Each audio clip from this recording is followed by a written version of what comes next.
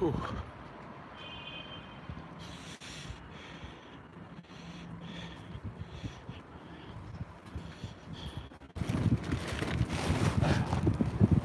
Right.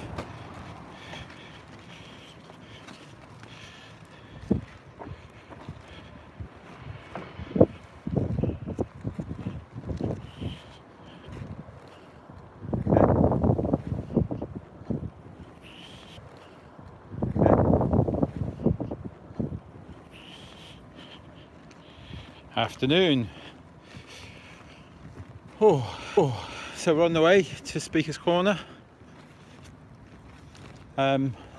Sunday afternoon. It's really quite nice weather at the moment. There's a few black clouds. I'll show you where we are in a second.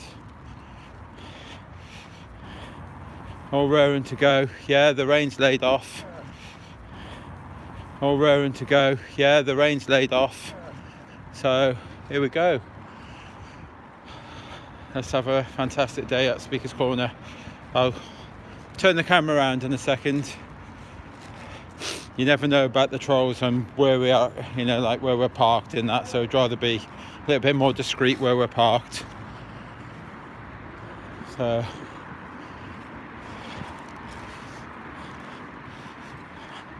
look at that for a car, eh? Yeah. So I'm just going to turn you around now. There's somebody's ego there, look. That's our new car. Scuff wheels. We're going to flat smack that later. So, right, I think we're just crossing the road, and I think we're meant to be over the right there somewhere. So, ho ho ho ho. There we go.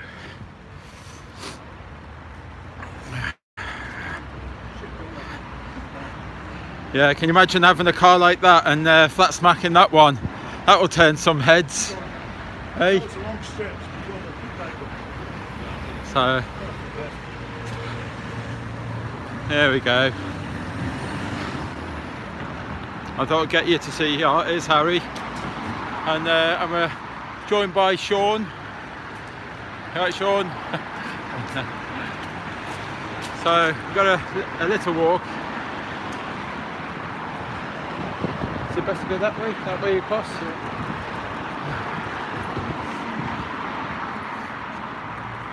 There we go.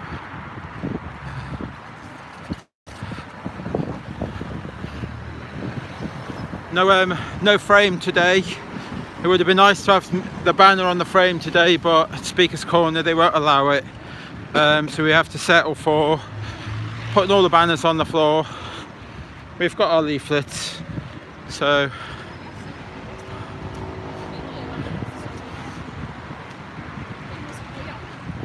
right. Oh. No, we can dive across. Looks good.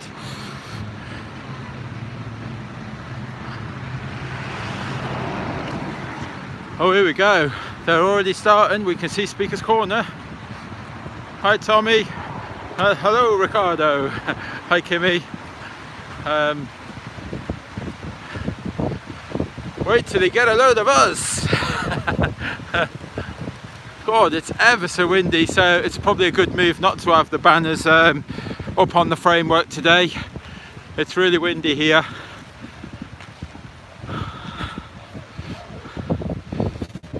So hopefully all that crowd will be coming over to us later.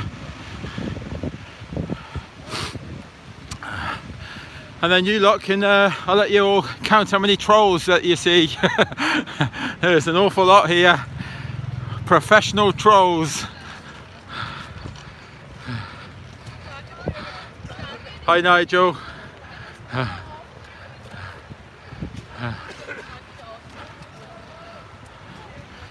Oh, it's like going to war now, isn't it? We've got our swords on.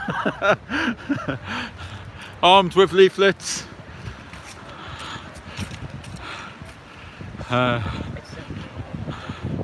It's a fun place to go, it is. Look at this cowboy at the end there. So, guy says truth, but I don't think he realises it's upside down, mate. It's upside down. Australia. Signs upside down. I'm from Chicken and Bumbly. People ask. We'll go through slowly here. I've been to Prague. And then I say,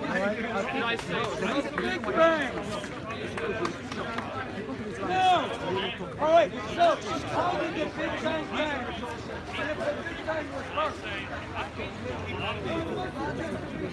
No, that's not Big Bang. I didn't say it was. I said 13.8. I said that. How did the 13.8 billion years begin? What I asked you. I forgot 4 billion years. That's right. I said the beginning. Well, it was all things. You help them. That's a big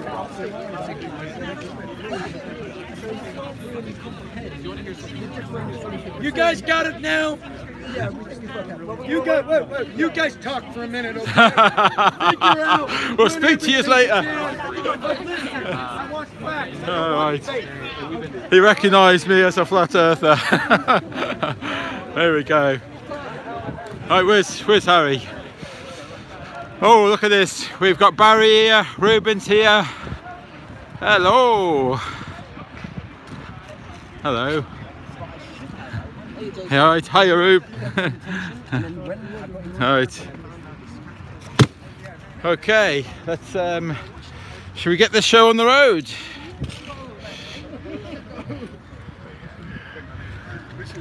Okay. You all right there, buddy? If you grab the other side and put it to your side, I'll pull one way. If I grab the, no, do it that way. Yeah. Nice one. Cool. Might need to roll it round the other way for a bit first. Yeah. So if you take it kind of out there, like what he's doing, and then roll it out that way. Yeah. See. Hold on. Excellent. That's all you got to do. What he's doing there. Brilliant. Well done, guys. You know. Excellent. That might do it. Well done, Barry.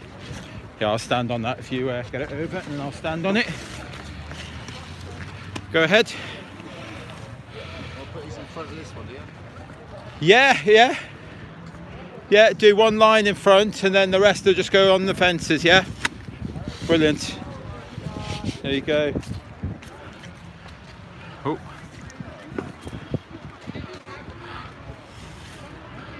So we're going to be joined by the amazing Dave Mannell today. We've got Roxanne will be here today. So calling all London flat earthers, we want to see you. Come on down. Well done, Barry. Yeah, it's good to see you here. Barry's come all the way from Wolverhampton. Yeah, so he's a trooper. Yeah. Well done, Barry. Excellent. Ho ho ho ho ho. The truth will set you free.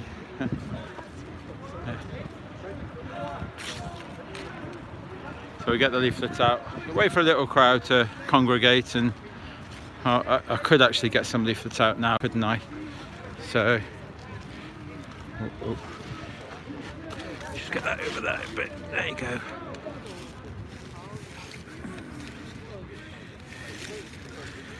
Right, there you go. Should I get a leaflet there? There you go. Should I get a leaflet? Oops. No, you're okay. No problem. Sorry guys, just get me leaflets in order.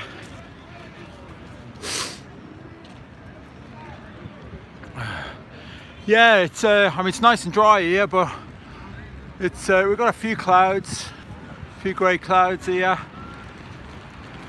Yeah, that doesn't look too good, that one over there, but fingers crossed. You see, I don't mind it. This is proper clouds, real clouds, not of your chemtrail shite. Excuse me, pardon my language. Sometimes I forget I'm not on my own. Right. Yeah, where have you come from then? With Ruby. With Ruby. Oh yeah, I've met you before. I've seen you before. Have you? Yeah. I think was it when it was really badly raining here and that. No, I've been out up here before. Yeah. You look very familiar. Yeah. But the first time I've been with Ruby. Is it? Yeah. Right, okay. With Flat Earth and all that. So how long have you been a flat earther? 30 years. No way. Yeah. You've kind of known this. Yeah, a long time. Damn. Coming back from the 70s. Yeah. Where when I saw a film called Capricorn 1. Okay. Right. Where Oh, the Capricorn one. Yeah. I remember Where it. they faked it. Yeah. Right, and that's true from now, but they covered it up for years. Yes. And Right. So you knew that the moon landing was a hoax a long time ago. Yeah. Yeah, I tell people my grandma, she knew, and she was telling everyone, and she explained lots of things, but we all thought she was just a fruitcake. You know, like, yeah, no. I've been going back years and years ago about this. Yeah. And I don't know about you, when this new man and all this, when they're supposed to be there, and when they come back into orbit, Okay. have you noticed in the 70s, when they done it, all cloudy. The thing comes through They the always. clouds. Oh right. I haven't noticed, but wow. Yeah. It come through the clouds, and then it was spaceship. Yeah. But that was dropped out of a plane. Yeah. So it looked like it. Wow. I'm gonna have to look at some footage. You have to look that up. Yeah. Because all these moon landings or whatever, when they come back to Earth and they went into the sea, Yeah. it's always on the reflection of the sea. Yeah. Around America. Yeah. Nowhere else. Bermuda Triangle probably. That's it. All right. Well, I'm so glad that you're down here today. Yeah. Brilliant. Excellent. And your name was? Ray. Ray. Yeah. Right. So that's Ray, and you live close by to Reuben. I live in Turncoat, which is in Seven Sisters. Oh right. Yeah. I know Seven Sisters. He used to be my neighbour. Yeah. Right. Next door. Yeah. No. I've known him about 15 years now. Right. But I've been in the room for 10 years ago. Yeah. Yeah. Well, Listen to me. you may have been, but subconsciously you might have been the seeds that started Reuben on his journey. You might have been. Yeah. You never know. Yeah. Well done, Ray. Alright, thank you. Excellent. Yeah, so that's Ray. 30 years he's known that the moon landings were a fake. 30 years. God, I'm just waking up now. I feel like such a baby. Oh God. We're gonna have a bad day of what's it weather today, are we?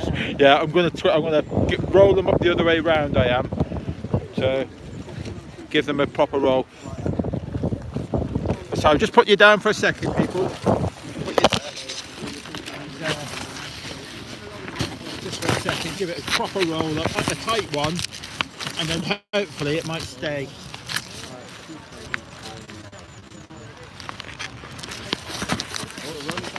Yeah, no, just going to do a nice tight roll, and then hopefully it might stay. So that the wind keeps catching him. That'll do, I imagine. There you go. I'm sure that'll do it.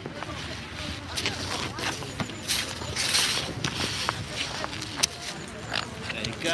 Oh, don't do this to me. So it looks like we're going to have a bit of a day of brilliant. Thank you very much for that. Right. Let me just get some leaflets out again. There you go, buddy. Do you want a leaflet there? There you go, buddy. Do you want a leaflet there? I've been all around. There you go. I've been all around.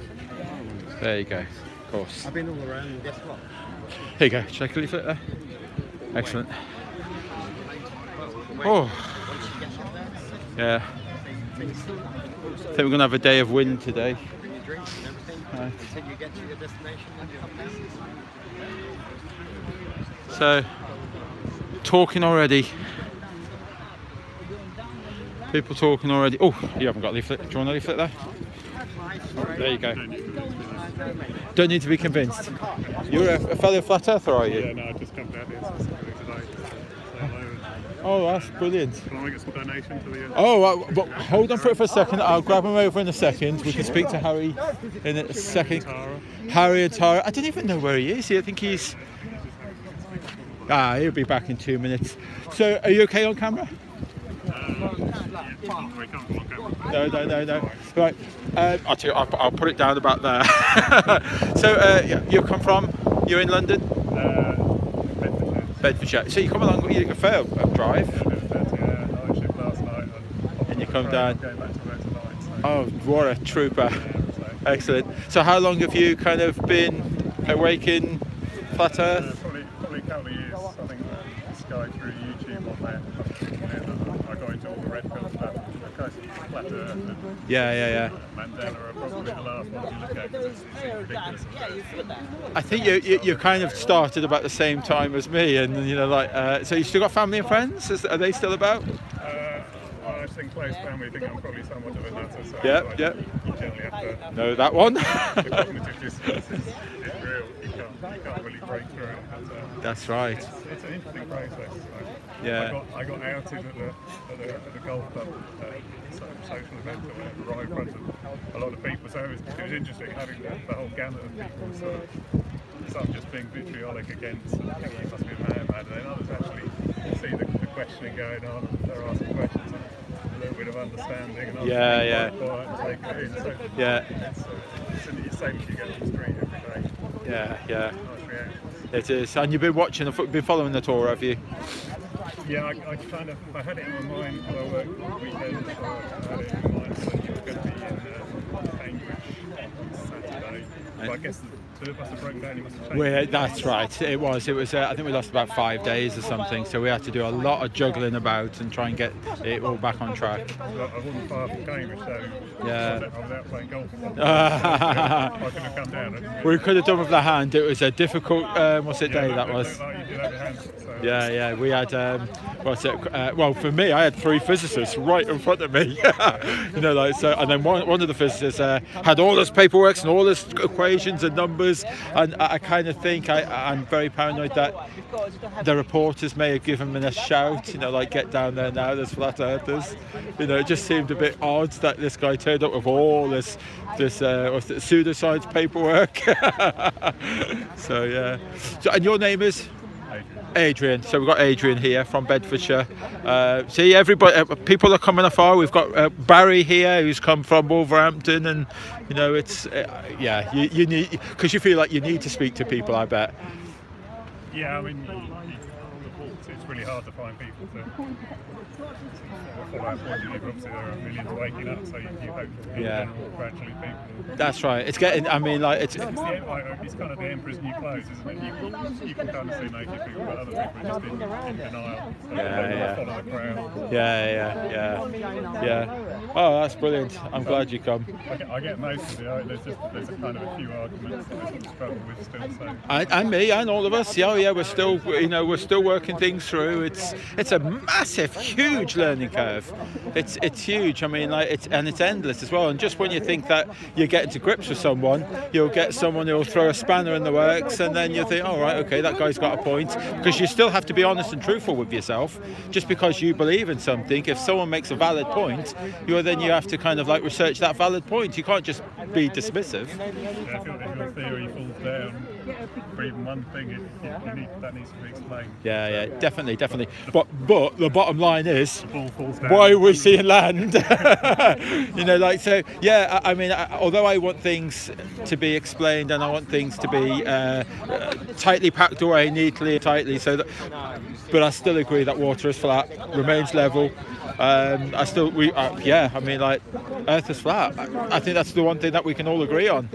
I still can't see how can a pressurised system in a vacuum Yeah. Do you see how we've all got our own little things, you know, like that mean a lot You've got more? 5 or 6 things that absolutely nail it on. Yeah. Don't make resonance. No. For me, it was like it's kind of gyroscopes and aeroplanes and that. It's land that I shouldn't be able to see. They're kind of my two biggest things. Yes, I agree that water finds its lowest level and remains flat. I agree with that. But for me, that's what opens my eyes. That ticks my box as land. You know, like if that spherical trigonometry is correct, then yeah, I mean, like, I don't need anything else. I feel as though everything else, you got to explain this one. If people can explain this one, and I don't believe in refraction lifting mountains 3-4 miles high, I don't believe that for a second. That just sounds, that's too ridiculous to that. That's almost as bad as believing in the Big Bang Theory and all of that. And there's a guy down there, I don't know if you've seen him, he's a cowboy, and he was discussing the Big Bang as well, how nonsense that is. You seen that, did you? Yeah. So where's Harry? Has he come back yet? Have you seen him? No, I think he's. I just having a little wonder. Yeah. Oh right. Okay. So yeah, right, we'll have a talk with introduce you to Harry, and then he's having a chat to one of the reporters. Do you want to come over? Let's see if we can have a chat. We might be able to talk to him. No, he's on camera. He's having a proper chat. Yeah. Tara's looking a little chilly. Yeah, she's a trooper. She must have got trodden on so many times from the videos I've seen. Honestly, yeah, even in the van, because the van's quite tight, it's quite small, you know, like, so yeah. She needs a pair of shoes, doesn't she? A pair of boots. Yeah. So we're getting a little crowd here now.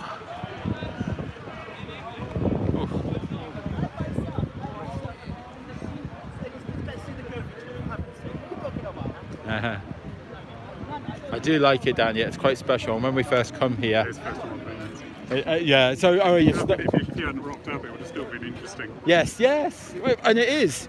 It really is. But like, you'll see, there's a few professional trolls that go around, and all they want to do is heckle and cause mischief and arguments, and like, you kind of need to see them for what they are and then move on. According to the interview, they're actually part of that.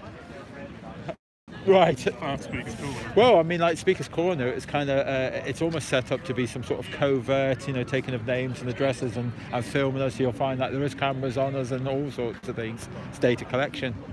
That's what Speaker's Corner is from, to see who the radicals are, and yeah, that's what Speaker's Corner is for. Look at this guy with the.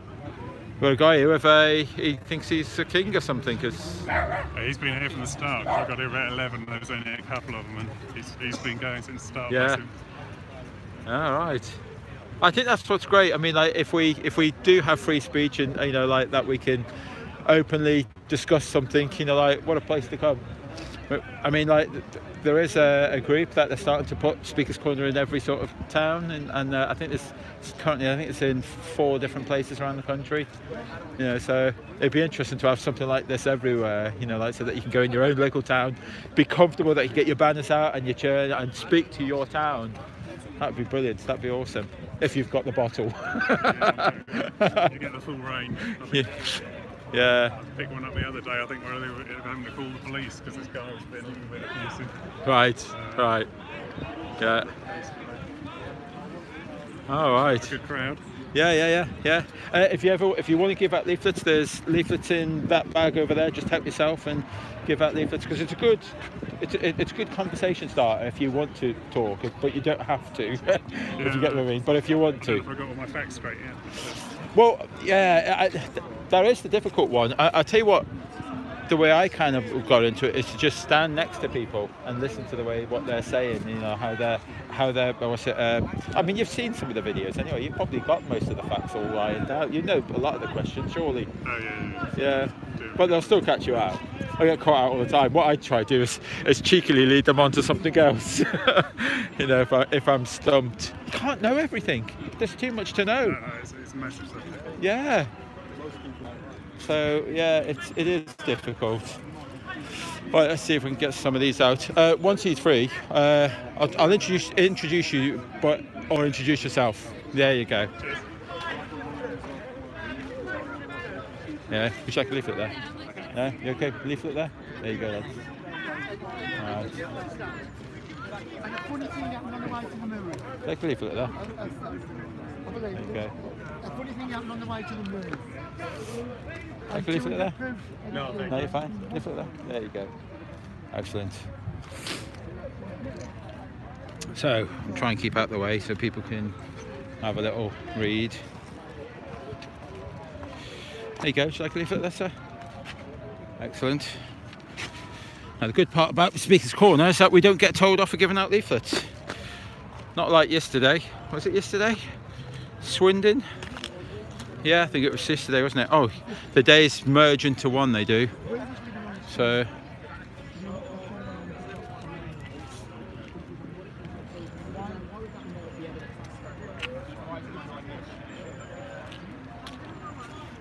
Do you realise the shit thing was this proved like ages ago? No, You know, we got these things called cameras with high zoom. Yeah. And then we zoom in on the ship comes back in. Yeah? Yeah. So what, are we zooming around? Are we zooming around the curve? No, light doesn't go around curves. No, it doesn't, does it? So how is that ship being zoomed back in after it went over? Why did you go over the horizon line? And, yeah, well, when it's gone over, you've seen it Look go at this, over look at the horizon line with your eyes. I know what video Why you're can referring I to. get? Why can, no, Are you I'm a fellow talking about flat real life, earther? not Yeah, real no, life. I've Why seen, is it I've I seen, can I've get- seen a video which You you can did prove. Why Brilliant. can I get Excellent. a camera and bring it back in? because the ship hasn't crossed the horizon line. Oh, it hasn't. Oh, so now it crosses it when we see it with our eyes, but not when we do it with the camera? Sorry, repeat that? So it crosses it when we see it with our eyes, That's a good point. but not when You we have bring it back into the camera. friend in South. So what is Sorry? it doing? Two You or have is it friend just in like South. two curves? I have a friend in South. Yeah. It's not, is it? I, It's really I'm not. sorry, I don't. Because, look, As soon as it's here 8 inches the per mile sun square. Yes. go Yeah. up from there. So Okay. It's just the go formula. down, It's go the formula. I there. think it's about Okay. at eye level. It's If you about are 3 in the miles per south, horizon. Yeah. I think that's like the The formula. sun come here and go there. Okay. You understand that? Yeah, I get that. Sorry, I'm talking Yeah. about horizon line. The horizon line. So that is enough proof that you need. Yeah, you understand? Yeah. Here we are in the north. Yeah. Yeah. It goes down. Okay. When you are in the south, the sun goes below. Okay. Here, they are fast. Okay? Which means the Earth is flat. Well done. It's as simple as that. That's all it is. It's simple. Well done. Yeah, it's I think what it is that when we're talking to people, it's still not enough. They want more and more. Like these guys are talking about that ships over the horizon and that brainwash. Yeah. This is a program. So how long have you known this? A few years. A few years. Okay, a bit like myself. Mine's only just getting on a couple of years. You know, and But all my life I think, what happened? Why I see these stars every day of year? yeah. What happened? And since astronomy ever began, when the Earth is in this side, So I'm really interested to know about your theories. Like, so if we're not a sphere, what dark is your side, kind of yeah. I need to see these stars. Yes. 6 months later, Yeah. I'm in this side. Yeah. I need to see these stars. Yeah. But with every part of year is the same star. So And I keep saying as well, them stars are doing the same speeds and the same different directions. It should be one crazy sky. It should be all over the place, but not. But no, it's the same star. Same stars. When you go up with the plane, there are no stars. That's got to be the most weirdest thing, that is. So we look up, we see the Milky Way, we can see all these stars, and then you get into space and there is no stars. No. There's a picture in there. If you open that up, The game. This look. is a game. Look at this. Which one do you expect to be the real one that you expect? No one. Well, I mean, this is what we should see, but this is what we get. That's what we get, but we should see stars up there. But we don't. That's the picture that we do get. This is a lie. This is a lie. Of course it's a lie. It's not. That's right. That's right. Yeah, definitely a lie. It's a lie. Yeah. And you know, like, and the temperatures in space. I mean, like they say that the temperatures get to extreme temperatures.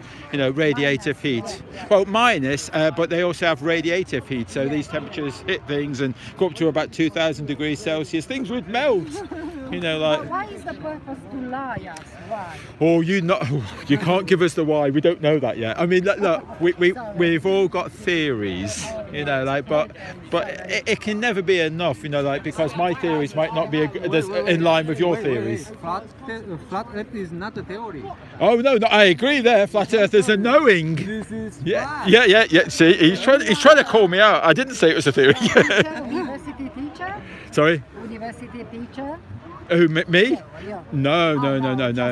Do some. Yeah. I'm a. I've been told I'm a troglodyte farmer. I'm a peasant. No. I'm just a normal person, and yeah. Human being, not a person. The person is a person. Yeah. See, I know this as well. Yeah, very good. That's right. I'm a free man of the land. I'm a sovereign being. Yeah, Okay. I have paper of this. Very good. This guy switched on. Look at my papers. Look. This is the person of Romania. Okay. I cut and I put here. Yeah. Cancel it. Okay. Right, Scott. Yeah. Look. This is.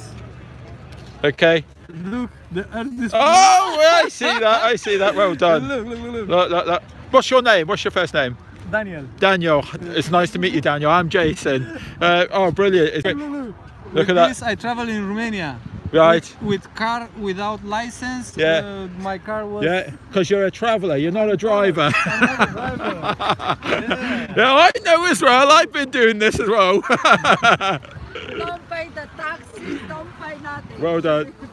Excellent. Yeah. And this side of my ID, no. Yeah. My ID, look, is the only paper with put I'm in alive. Oh, right. I'm alive. Right.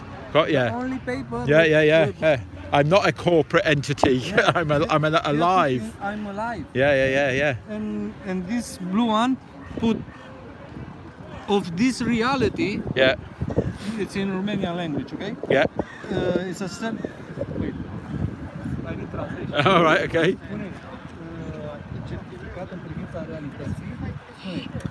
Date of birth is actually a life. It's like person. Yes. No need a code, the number. It's Yeah. Maybe you get the point. Yeah.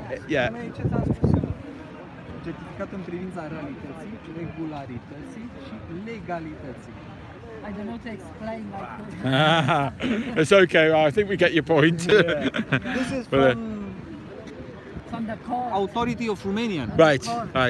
Must go on And do you get into trouble for you do get into trouble now and again, I imagine. Lot of trouble. Yeah. Thank you so much. No. Thank you. Did you know that we were going to be here today doing this? I come here every week. Do you? Well, we have been coming like kind of since July. There's been one or two of us been Why here, you but do that? awareness. We're trying to spread awareness, nothing more. Spread awareness, and hopefully something will happen. The Hopefully. people, Yeah. catch something. Yeah. Bruce, Hopefully. Look, nice talking to you. Yeah, thank you so Brilliant. much. Thank you very much. Thank you. And you too. Hopefully they were. Oh, give us 1 second. Sorry, I just want to get me back. I just seen and have a chat with this gentleman here, but I must get my battery on because we're about to lose. Bear with us.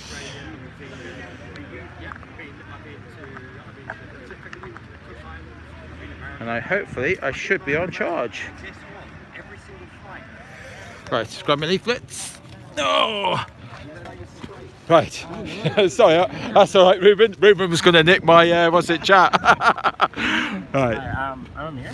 Okay. I'm actually a student at and I think it's really interesting because I think that at this point, like this is what actually got my attention. Excellent. It's what I was struggling with. People aren't listening to other ideas and stuff Yeah. like that. And I think this is a little bit, this whole place is an outline. Yeah. People, come and listen. So Yeah. I guess I wanted to make a documentary about just how like people don't listen to ideas and stuff. Okay. Like that. And by doing it by kind of presenting someone. Yeah. And just kind of showing them like because I think a lot of times, at least in my experience, people tend to almost like dehumanize people they don't believe in. Excellent. So you've seen this, have you? Because Yeah, if you watch some of our videos, I mean, like you'll see this happens on a daily basis. It's like they only listen to people that agree with them. Yes. Then they become more polarized. Yeah. So I was wondering, would you be interested in maybe doing something like that? Sounds great. Yeah, because okay. So yeah, because I know that, especially with flat Earth, like I mean I've read stuff on the internet. And stuff like Excellent. that, Yeah. But in general, if you hear someone bring it up, Yeah. you dismiss it without even knowing what it is. Well, look, you can contact me through through this one here. Okay. Okay.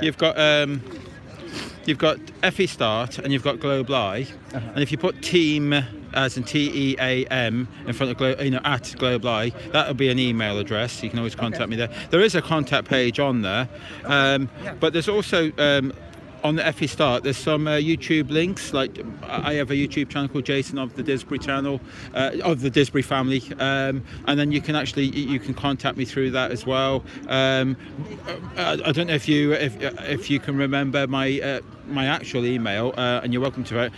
It's actually Jason of Disbury family. I am still not getting any power. Why am I not getting any power? Sorry, Jason of the Disbury. So Jason at disbury.com. So that's my actual email. I'm hoping that I've got power now. Sorry guys, I'm hoping I've got power. I've just turned myself on, but we'll see. Oh yeah, I mean, like, so we do group chats and that. I mean, like, we can do a hangout and we can talk further. Yeah. Because would you be free to meet like this week? I tell you what, you can do. On next Saturday, we are here we've got a meet-up. It's like a finale, because at the moment we're on a UK tour, and we've been doing every day we've been doing a new place, and we purposely went out of our way to come back here to Speaker's Corner, because it's kind of a special place here. Yeah, so and then tomorrow we're back into Wales, so we've got two locations tomorrow, Swansea and Newport. Okay. But we're having a finale, end of tour, which is on the 3rd, which is to be announced so basically what happens is there's 3 or 4 of us, and we're streaming live. Like, that's Harry over there. So we're streaming live all the time, and then we'll have a group hangout this evening, whereas it's like a live hangout. How did today's events that will appear, and you'll see that on it's called Roxanne the Globalist Denial also YouTube channel, and then you can actually, if you can either come in the chat, you can speak to us there as well, and see how all this happens. I know you're coming from a different side of things. Well, I mean, in general, I tend to be skeptical about anything. Good. But it's Good. definitely one of the issues. Yeah. Important. That's it. I think so. This is actually a project at school, and we actually be getting the equipment. Yeah. In a couple of weeks. Well, we've done lots of these ones before. Yeah, Yeah, I understand. I think this is what I would want to make it a little bit more of a Facebook group. So. Excellent. Kind of show like you guys saying up. And that's good. Like that, and actually the whole process of it. Yeah. The idea, because I think when it's just the idea, it's almost like people just dismiss it. Yeah. So I think that would be. Well, there'll be. I mean, we don't kind of do a lot of singles. It's kind of like there's a team of us. So like myself and Harry, and there's Roxanne, and there's Robin and Chris. There is a team of us. So you get to speak to us all and that, and then you'll have a lot of material for your project. Because we're all for, even though it's just a project for you and that. I mean, like, still people get to see this, and it's spreading awareness for us. So we're all for that. Yeah, the focus would probably be on you guys. Yeah. Just the project, but obviously the project is a big part of it. Yeah. I'll get that. So that would definitely be part of it. Yeah. But would you guys be around London in a couple of weeks? As I say, Saturday is end of tour. I'll still be here on Sunday, so I'll probably be going away back home on the Monday. So if I end up you're welcome to probably catch up with me on Sunday or Monday morning. So is this next Sunday or what the week? The week after? Is anybody around? There'll be Roxanne will be in London. Okay. She's here in London. You've got Dave Mantle, he's in London. Ruben's in London. Okay. So there is a few of us here in London. So there is plenty of people to talk to here. I definitely want to, because I think especially with just like having it. I'll have multiple people, but I kind of want to center around like, Yeah, yeah. 1 or 2 just to kind of. Yeah. Because So you live in London? I'm actually here for about 6 weeks. Okay, okay. Program. So yeah. Well, rather than myself, because I say I'm all about it. I don't need stardom or anything like that. So let me introduce you to Ruben, and then Roxanne will be here soon, and Dave Mantle. The 3 of them, that's really who you want to focus on, because they're here in London, and then you can get a different perspective on the 3 of them together. So if I introduce you to them, I say Ruben's talking now, Dave's not here, and Roxanne's not here. There will be, how long are you here in Speaker's Corner? I'm here all day. You're here all day. Yeah, So I wanted to find someone that, like, I felt like, whatever, this whole thing was. I think they're the ideal 3 that you should be speaking to. You know, like you speak to them, because they're here, they're in London. You can meet up, and they'll be all for that. I mean, like I'd say, yeah, because I live back all the way in Devon. You know, like, so unless you want to get on the bus or train down to Devon and come to see me, so yeah, none of us kind of need stardom, fame, or anything like that. It's just like it's all about spreading that a bit of awareness. That's actually what that's part of it. So many people are passionate about it. Yeah. In general, like, they kind of just go based on what they back out. Yeah. Well, I mean, the way I like, for me, I mean, like 47 years of age, and always believed that was still on the sphere. So I didn't actually just believe that was on the sphere. I never questioned it. It was a given. Why would I question it? It's just, it is. Of course we live on the sphere. But it's only when you start being open-minded and come from an unbiased way, and then you go down the research, and you research both sides of the arguments and that, and you start realizing there isn't a lot of proof for, you know, the fact that you're on the sphere. You know, so that's where we're kind of, that's how we kind of all fall into this. It's just research, you know, like you research, and then you figure out that, my God, there's land that you shouldn't be able to see.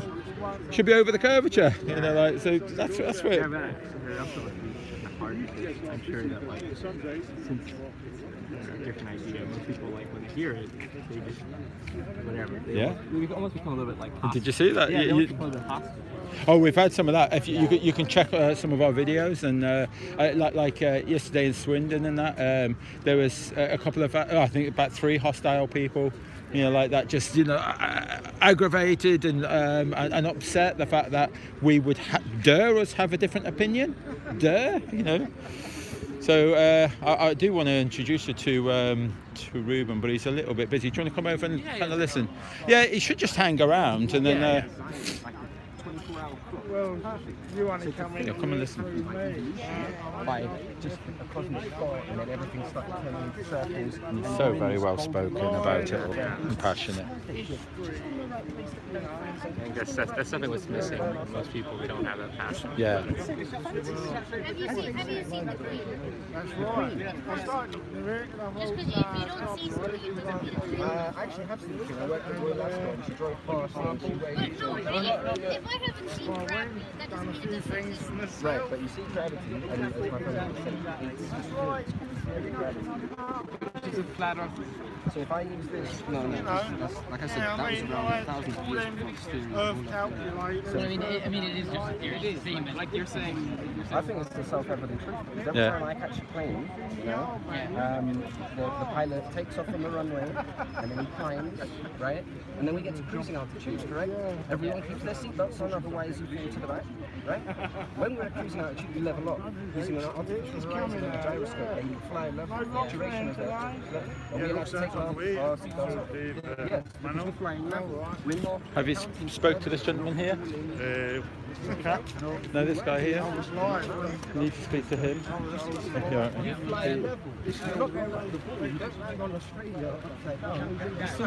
buddy, I've seen you for a while. Yeah, good. I haven't seen you for ages. The oceans are contained. You've been watching the tour and that, have you? Brilliant. Is it? Yeah. I think it's given more momentum every time you... Yeah. Well, hopefully today's going to be a really good turnout. Quite a few that have just come out and they're flat earthers. Yeah. But this guy is Ray. He's just come from Bedfordshire. I'll speak to you in a second, but I'll introduce you. The air is heavier than it.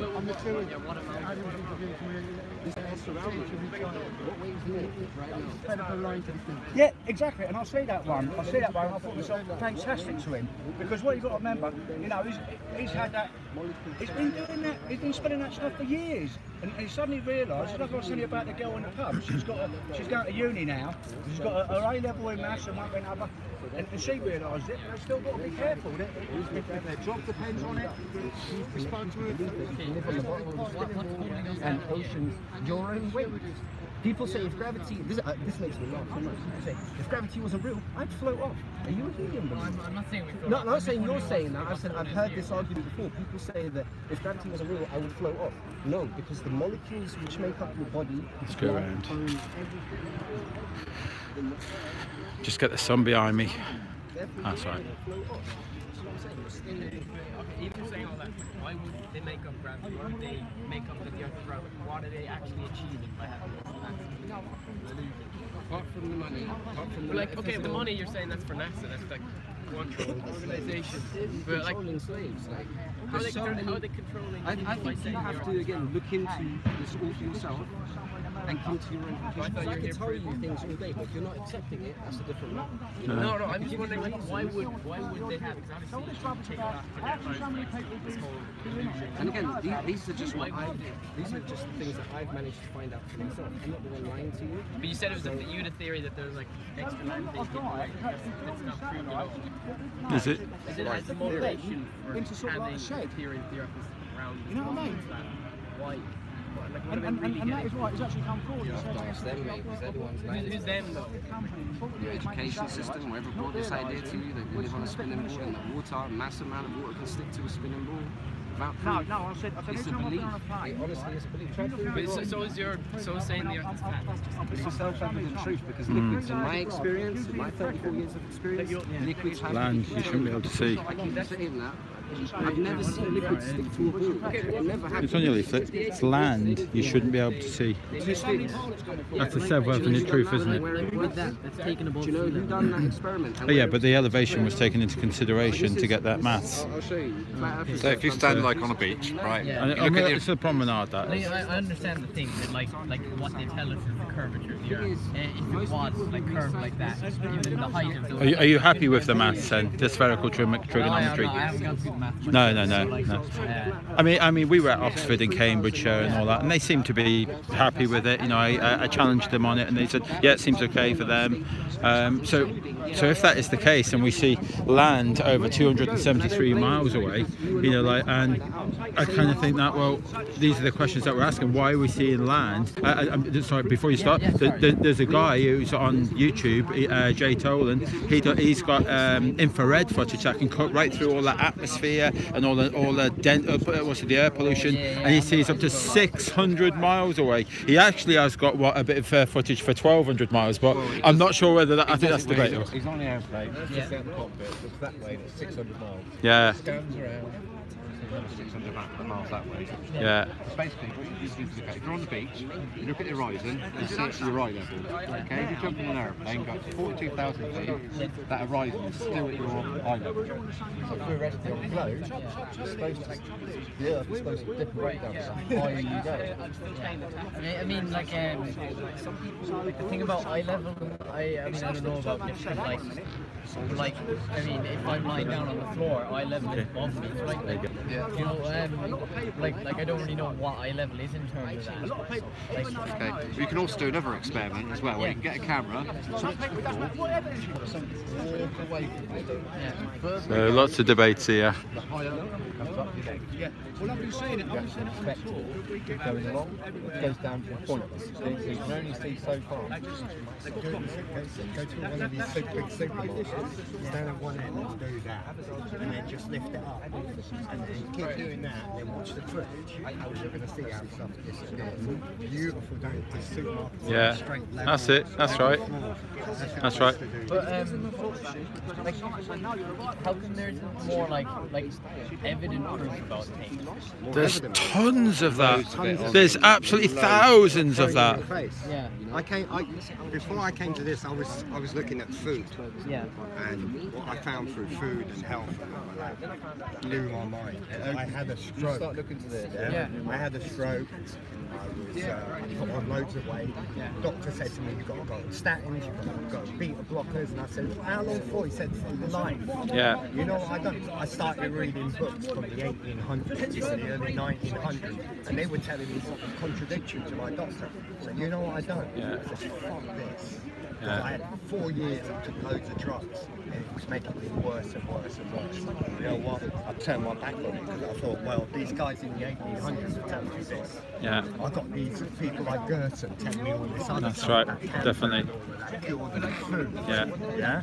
So, what did I do? I took a chance. My family were totally against it. They were like, oh, you're crazy, don't do that, blah, blah, blah. I said, fuck it. I was, my waist, right? I couldn't fit into the 34-inch jeans. Does it look like I'm anywhere near 34 inch? Yeah? Yeah. No. Food does wonders. Yeah. What he's trying to say there is that the government, the education system, the health system, we've been lied to consistently all the time. It's just I mean, like the health thing, it's just a money-making scam. That's all it is. It's just money, you know. Like, and as I say, we're all waking up to this. It's not just flat Earth. Flat Earth is almost like a way in for us to understand that we're all being lied to on such a huge level. It's more about the flat Earth thing. Like, on like the flat Earth explanation, like why is it day here and then it's like on the other side of the world? Why is it night? Well, so we kind of the sun and the moon, they're a lot more local. They're a lot closer. They're a lot more smaller. When you look at the moon, I mean, you look at that. How I said that full bright moon, and you could swear blind that you could just fly to it yourself. You know, get yourself a hot air balloon and you can reach it. You can get cameras, good cameras. You can zoom straight in and see very clear, crystal clear. All of these craters in so good detail. But you're not meant to. It's 238,000 miles away. Your camera's not that good. 238,000 miles away. Well, I don't have a big camera, like I haven't taken pictures of myself.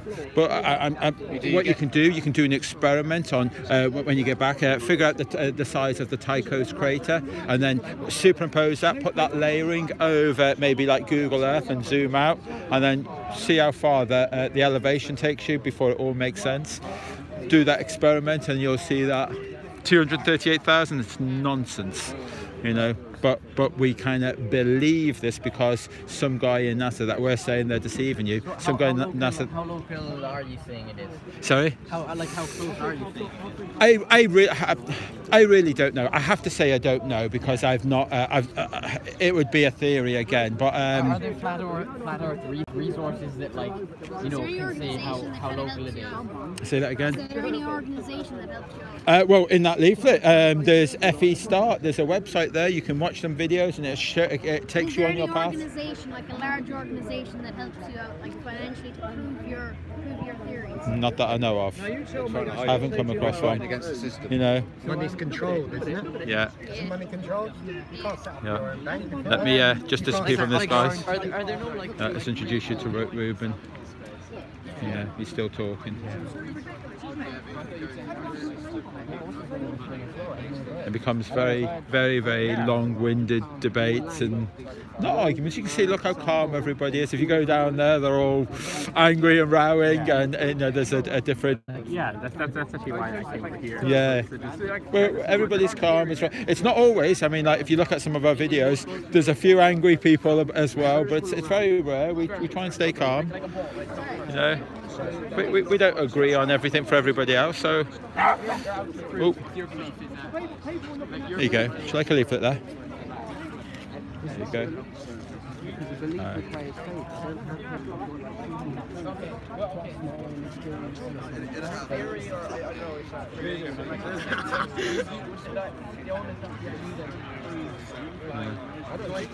I'd say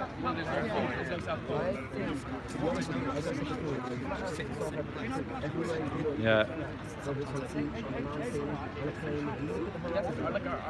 What you're saying on the horizon, all that. For instance, my local beach, I would go down to Brixham. I'd stand on the beach, and 15 miles away across the sea, I can see Exmouth Beach. And then, so I'm on one, you know, on my beach, and I can see people playing on the other beach 15 miles away, but you're not meant to. It's meant to be 40 feet over the curvature. So you're not meant to see that. But every time that we kind of like bring up these ideas, you know, these things and all that, everybody, you know, like some people just say, oh, it's refraction. And then so it's refraction, you know, like it's only doing it at that particular level of 40 feet, you know, like bringing things over the curvature. It's refraction that brings it so 2,500 feet, bringing up mountains. It's refraction that brings up mountains 3 miles high. It seems to be an awful lot of refraction that we never observe visually ever. You know, like, but yeah, so these are the kind of the reasons that we're asking questions. You know, we want better answers than someone fobbing us off with refraction. So I think he's in depth still. Yeah, I'm sure you'll get a chance, and I'd say Dave Mann will be here soon. I don't know the scale of it. And that's Tara the dog. I say, me and Harry, we're travelling around on this UK trip, and we're meeting up with other flat earthers, and then we spread some more awareness, and we talk to people about it. It's Newport and Swansea tomorrow. We're doing a double location tomorrow. Wow. You know, so it's going to be busy. Well, I think we're going to start off roughly around about 11 o'clock till about 1, and then we'll do an hour's drive for the next place, and then 2 o'clock till 5. You know, we did it with Ipswich and Chelmsford, but we got caught out in we lost an hour drive in traffic. It was a big car crash, so which was a shame.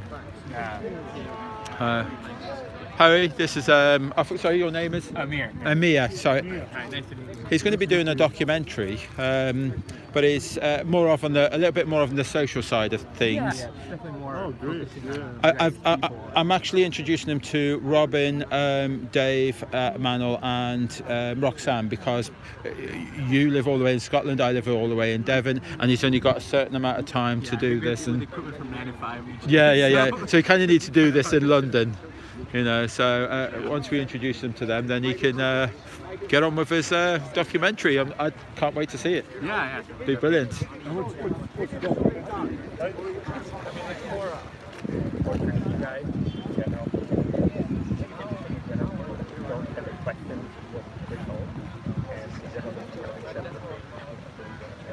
They don't really engage in, I mean, I think this is a little bit of an outlier, but they have a tendency not to engage. Can I ask you, why do you think that? No, I think that, especially now with the internet and all that, people tend to only talk to the way it's easier, and they don't want to think about it. It's just starting to rain. I'm gonna have to put my coat on before I get drowned, so excuse me while I have a little I'm gonna put you in my pocket safely.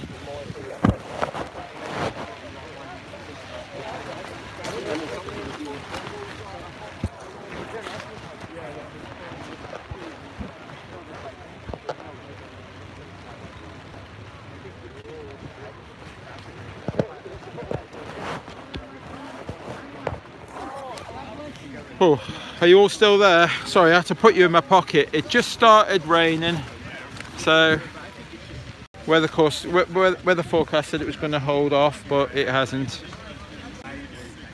Just not. We're going to lose a lot of the crowds today. Now look at the weather; it's just turned really bad here. So, excuse me. I'm trying to button myself up. There you go. I'll let you zip yourself up, and then can you hold my camera for me and my phone?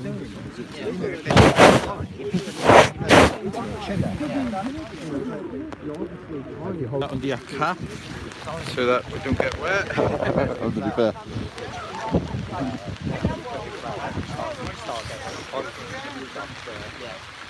Really difficult for my clients.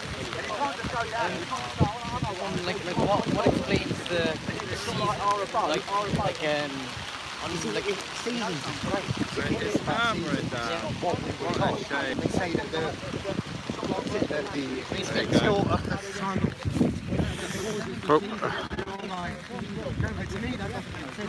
Alright, let's get some leaflets on top of this. Right. It is. What happened to the body? Is it left in the car? Is it? Somebody left it somewhere. Another one. All right. Right. I'm gonna walk over. Now the Challenger guys are still alive. Do you know something? Do you know what they turned around and said? They turned around and said, how can we sort of like go to the moon and sort of like talk to people when the building next door we can't talk to one another, and you've got Nixon on the moon. I sometimes can't phone up my blinking uncle, like, and he lives down the road there. That's right. That's right. It's absolutely ludicrous. Yeah. It's a very good line. Yeah. Line 69 had some By the way, please salute you. Yeah. I've watched the whole, the whole tour and all that. I was waiting for you to sort of like come down to London because I live in Barnet, so I'll maybe way down. And your name is? Gary. Gary. Yes, Hi, Gary. Yeah. Nice to meet you. Oh, brilliant. Yeah. I'm glad that people are coming out to see us. Well, even like, I've come down a bit early, like, and I was listening to some other guys down there. You weren't here at the time, so No. I sort of like I went for a little walk and come back. All right, good. So you've been watching the tour then? We watched the whole tour, absolutely fantastic. Yeah. I've been watching some of the the comments and all that, and lots of people are so glued to it and think, oh God, will you guys give it a rest? Because like can't leave it. I went for a couple of Guinnesses down the pub. I was watching it down there. Brilliant. That's excellent. It does. But you know something? I still watch mainstream TV like I was telling you, just to rubbish it for a laugh. That's all it is, for sort of like the rubbish they're spewing out on this. A lot of the news I can't watch. But it's totally scripted. It's totally scripted. It's absolutely ludicrous, isn't it? And I love the way they speak to him. That's very slow. Yes. It's humorous. I mean, it's hypnotic. Yeah. We've all been through the same system. We've sort of like become awakened to realise it's all rubbish. Unfortunately, some people can't let go. They're selling books about space for kids, children's space. But this is what I'm saying. They said just recently they've had so much come out. Because like I said, I went to see First Man only because I wanted to see. I mean, it was like seeing a comedy show. I don't have to go to the comedy club. Yeah. That was my comedy club. Watching that. Yeah, that's because right. Once you realise it's all rubbish. What happened in the end? You know what? I can't even remember the film. I watched it myself. Did you watch it? Yeah, I can't remember anything about it because it was. But it was about his family as well. That was it. That was it. Yeah. Stanley Kubrick. It was Neil Armstrong's like early life story. Capricorn 1 was one. The Capricorn 1 was done just before the moon landing. Yeah. Wasn't it? That's where they learnt all their technology. All the technology there. Yeah. I think they're working on a film now, Beyond the Curve, a new film. Yeah. It's having film premiere. Right. It hasn't been released yet. Yeah. But it's almost laughable. Once you're awakened, you watch these things. You think to yourself, my God, I was in the same vein. How did I believe that rubbish? Yeah. And then you see sort of like this new one now. I just showed you on my phone. They're going to Mercury now. No, every now and again. No, that's the best one. They're going to Mercury now. If they're going just sort of like a little bit sort of like outside Earth orbit, and it don't get roasted. How far is Mercury from the sun? Supposedly 93 million miles away. Yeah. It would tungsten would melt. You've got direct heat radiation, and every now and again they find a new black hole. Yeah. Or a planet like ours. Every now and again. It's ludicrous. And we can see all that far away, millions and millions and millions of light years. Yeah. How does relativity work when these guys are going to Mercury? Because they've got to leave our atmosphere, 25,000 miles an hour that they've got to travel, to get out. And then once they're up there, they're being dragged along with our planet, like at 67,000 miles an hour. But don't forget, our sun is dragging our solar system at 500,000 miles an hour. So when is relativity, not relative when these? It's absolutely ludicrous. That's right. It's nonsense. Just the one that made me laugh. I don't know if you see like the film like Apollo 13. Yeah, favourite it was. With a load of boxes and things like that. Yeah. But when you watch it now, you think to yourself, that's like, hang on a minute. Yeah. Hang on a minute. They sort of like, you get the guys all in NASA, they're all sitting there, and they said, oh, we've got this tube and that tube, this cardboard box and one thing and another. And now you think to yourself, it's absolutely ludicrous. Yeah. So I think we watched that, because I was the same, I probably thought, oh my God, look, they got the, listen, when the moon landings happened, I was 9 years old, right?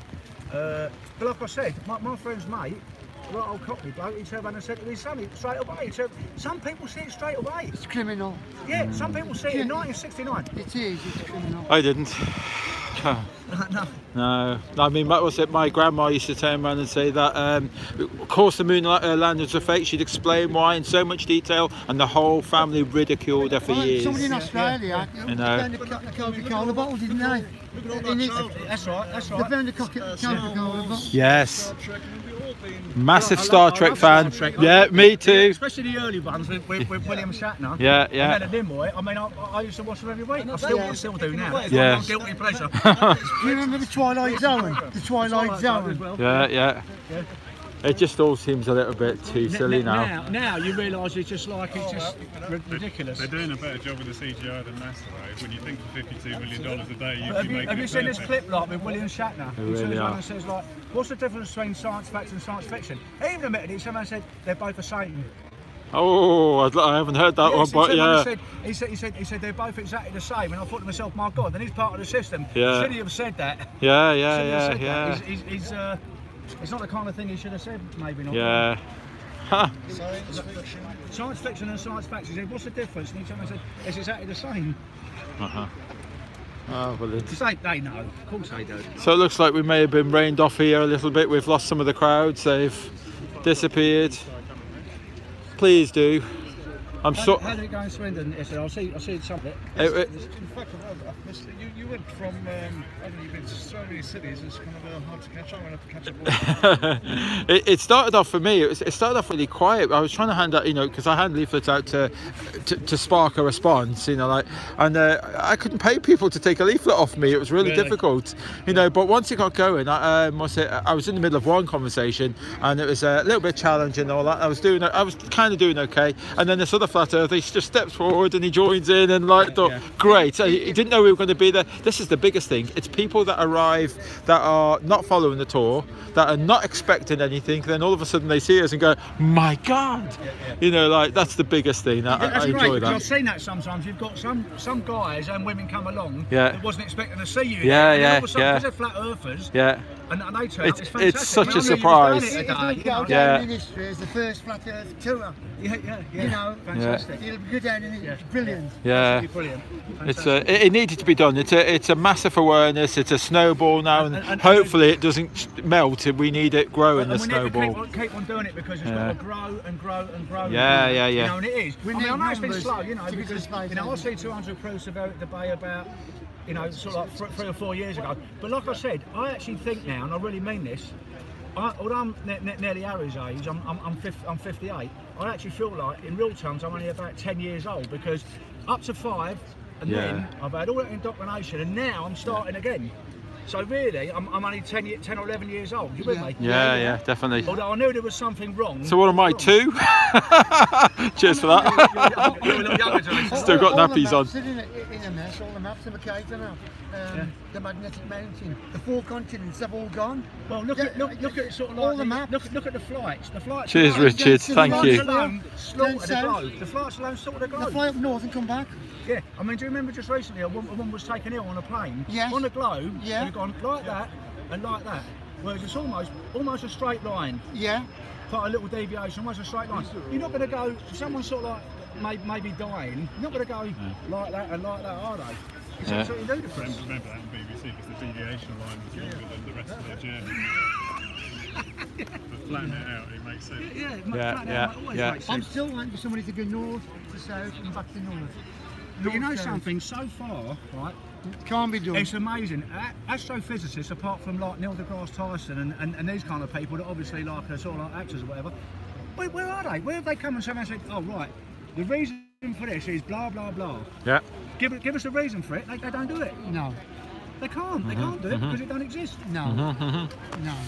Oh, right. So the rain's gone, is it? Yeah. Oh. Yeah. I was just worried about my phone trying to be out here. So we've got a few people in the chat here. Not not was it Harry nicks all the chat he does. He's right, yeah. We got 45. Yeah, because I've been watching yours as well as ours. Yeah. Some people have been doing. And when Roxanne was on as. God, that's got to be different. And you just mute, do you? Yeah. It's like I'll go from one to the other. Yeah. See who's talking. There's quite a few feeds here. Some feeds coming from that way. Well, we were unsure whether it would work or it confuse people or annoy people or what, you know, like. But we were no, it's we were good unsure. Because we like to because sometimes you work different people. Yeah, and then you can decide whether or not. Oh no, he's boring. Let's move on to someone else. You can decide. But oh no, it's good. It's working out. Where's Serenity for today? He should be here.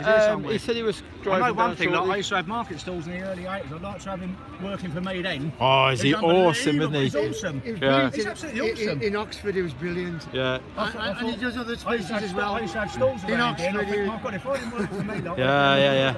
I mean, you're seeing us. We kind of stop what we're doing. It's like, oh, I want to watch him. Mesmerising. People in the chat think he's a little Oh, hang on. Hello. Oh, that's over there. There's something going on. Oh, I thought that might be 24.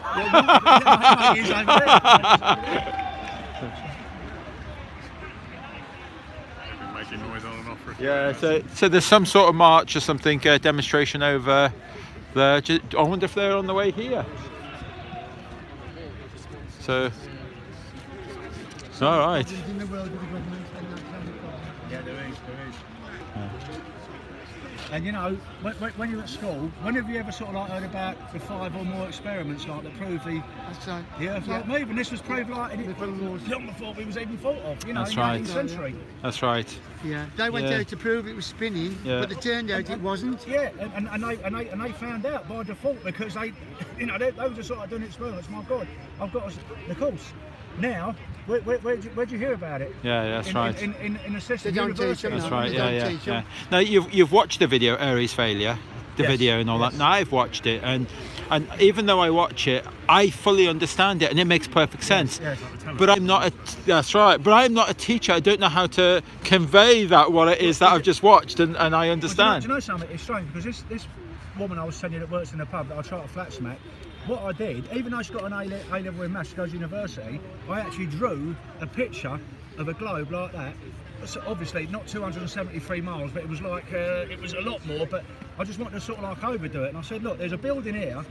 There's little old you there. I said, there's the hump of the earth. I said, how can you possibly say that? He basically turned around and said, oh, there's light aberrations and refraction up. I said, it's impossible, love. Impossible. I said, you shine a torchlight, it's going to go as straight as a die. Lighthouses. It's going to go straight as a die. 273 miles there, and then what's it? The Jay Tolan videos, 600 miles. Yes. Well, I think they're going to 1,000 miles. No, they've got 1,200, yeah. They've done an infrared one. Yeah, that's him, Jay Tolan. And it's gone about 1,000 miles, hasn't it, or something? Yeah, I'm not 100% convinced, but it looks like maybe you do see something. You know, like something. I lived in the Costa del Sol like for a while, and like a guy the other day, I could quite often see like Morocco. Yeah, we've had this one. Someone said that. On a clear day, I used to go to Gibraltar once a week because it was cheap Guinness down here. So I used to go to Gibraltar. On the bus on the way down, you could see Morocco as clear as a bell. Yeah. And one of our guests had come over, like me and my girlfriend at the time. She's a maths teacher, and I said to her, we was going out shopping one day, and I said, can you see how straight that is? And she turned around and said, no, girl, I can see a curve. Some people, they still can see it. They say, look, put a bit of wood up, and you'll see it's as straight as a die. But she was still adamant, and she's a maths teacher. Yeah. Because she's indoctrinated into the system, and she's not going to change that. Programmed, yeah. I mean, she's programmed. And her job might depend on it. Her job might depend on it. Yeah. And once she starts, if she says, "Oh, I met a guy like this," there's a sort of like anti-globalist, and he told me like that the water's straight. She's got to be careful, hasn't she? Yeah. Odd. Yeah. That's why me and Harry spoke to a retired pilot, and he assured me there's no. You know, some of the people I've seen over the last few weeks, I've seen with Jason, their level of indoctrination is just off of the scale. Yeah. They don't have it. Yes. I mean, I can't believe how you kept so calm about it. Yeah. Tesla was a great scientist that destroyed him. Oh yes. Apparently he had free energy light in the 40s. Yeah. Apparently, you know. So who watched my Huddersfield encounter with the kids? Oh. You seen that? Yeah. Could you remain calm on that day, do you think? I don't know how you done it, man. Because I was biting my lip and I wanted to strangle each and every one of them. I don't know how you done it. I could have kept my cool. It was hard. That was one of the most difficult part of this whole tour. That is Huddersfield. What you've got to remember, a lot of kids that are still at school, they're in that vein now, aren't they? Yeah. You get some kids now that are actually going to school and saying it. There are some kids that are doing it. They're going to school because their parents are flat earthers. Question the teacher a little bit. They question the teacher, Yeah. even, you know what I mean? Yeah. So that is a good thing, really. So you've got some youngsters that are sort of like saying, hang on a minute. Yeah. I remember, like I said, when I was at school, like, I used to see a globe. Even then, I thought to myself, how does it I did teach you one question. I believe it or not, I wasn't only a kid. Yeah.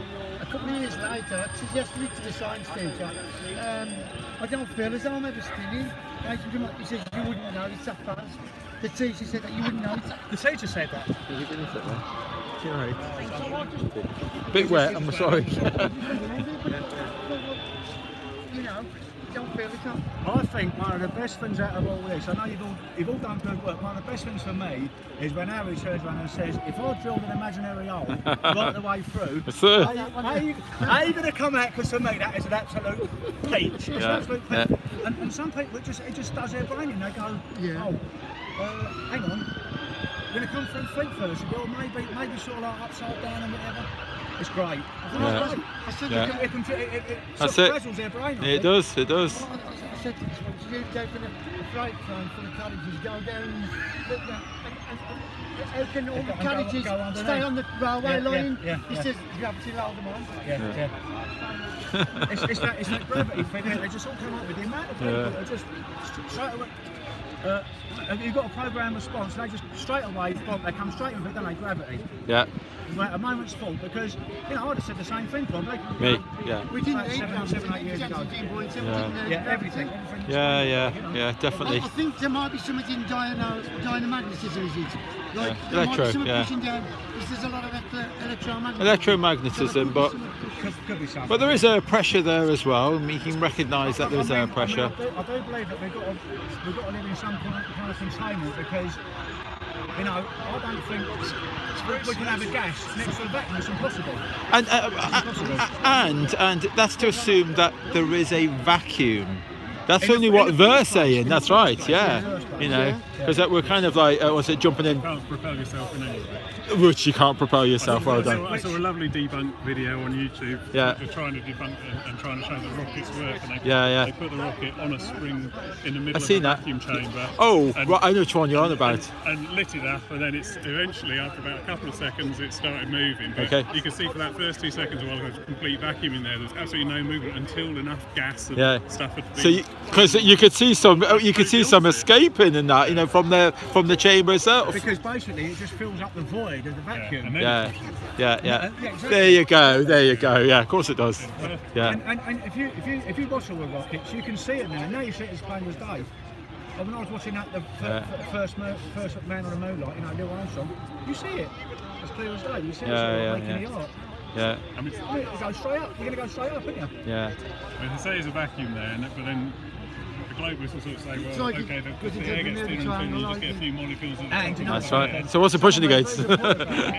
If you've got one little molecule there under a tiny amount of gravity pressure, if you just had Henry the Hoover coming along, it would suck it like nobody's business. Keep away from the middle triangle. I mean, a hard vacuum is a completely different. That's right. That's right.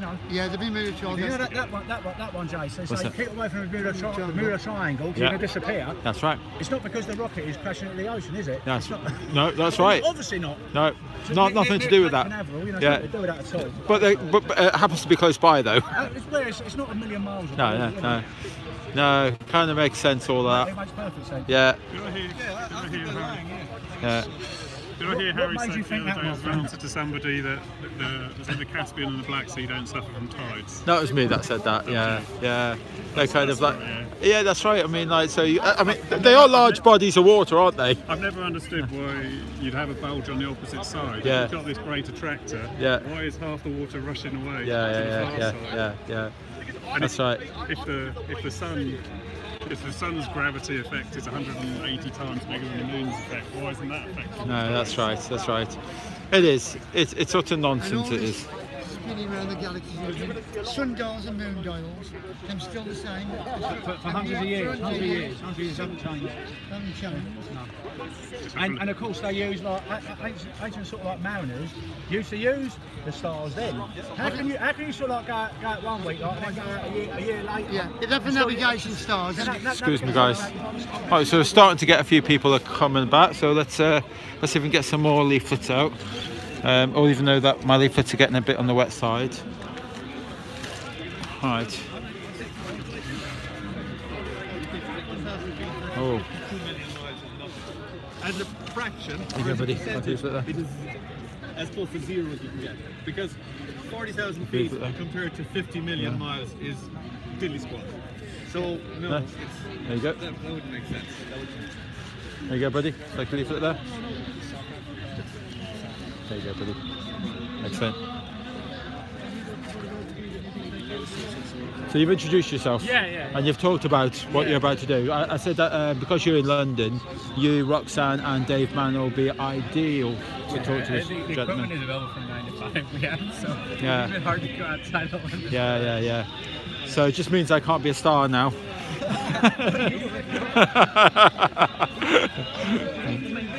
So, right. There you go.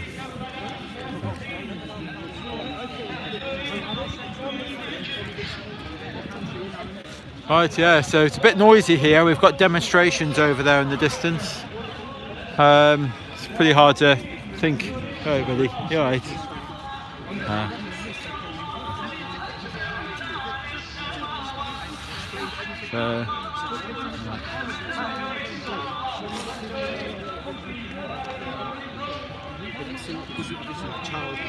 There you go. Oh, do you like a leaflet there? You get it? No. The world. Oh well. People are so close-minded. It's just unbelievable, isn't it? Yeah. Whoa. So the rain's let off. Sun's coming out. Could be a good day after all.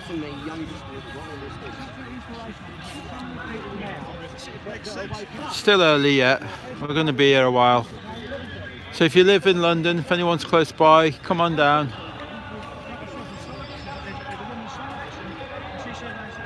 Yeah, just to close minds, it really is. I mean, I look back when I was closed-minded, you know, but I'm glad to say that I'm open-minded and everything's on the table now. I'll look at anything, I'll listen to anything. I don't have to accept it, but I will listen to everything.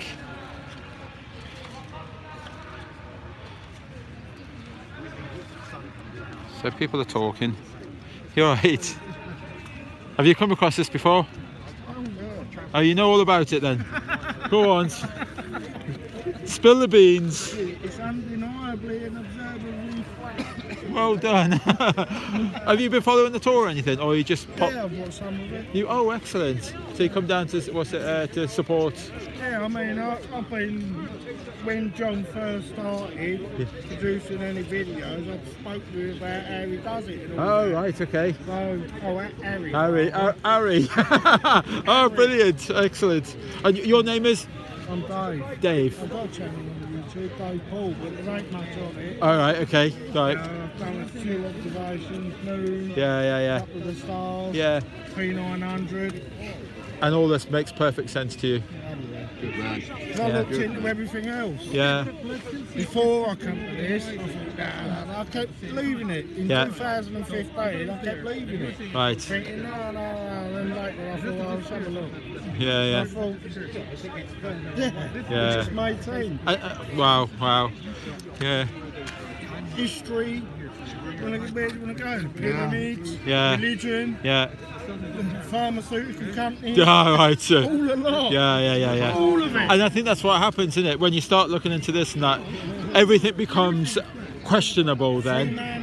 Free man, yeah, Birth same. certificate. Birth certificates, yeah. All of that, Yeah, and this gentleman, we were having a big long discussion on the camper van about all of this before, you know. But it's being conned. yes. Totally. All of it. Everyone's living an illusionary life based from their birth certificate. Because, like, operating in commerce, you've got to be a corporation that birth certificate makes you. Yes. Yes. If you play by their rules.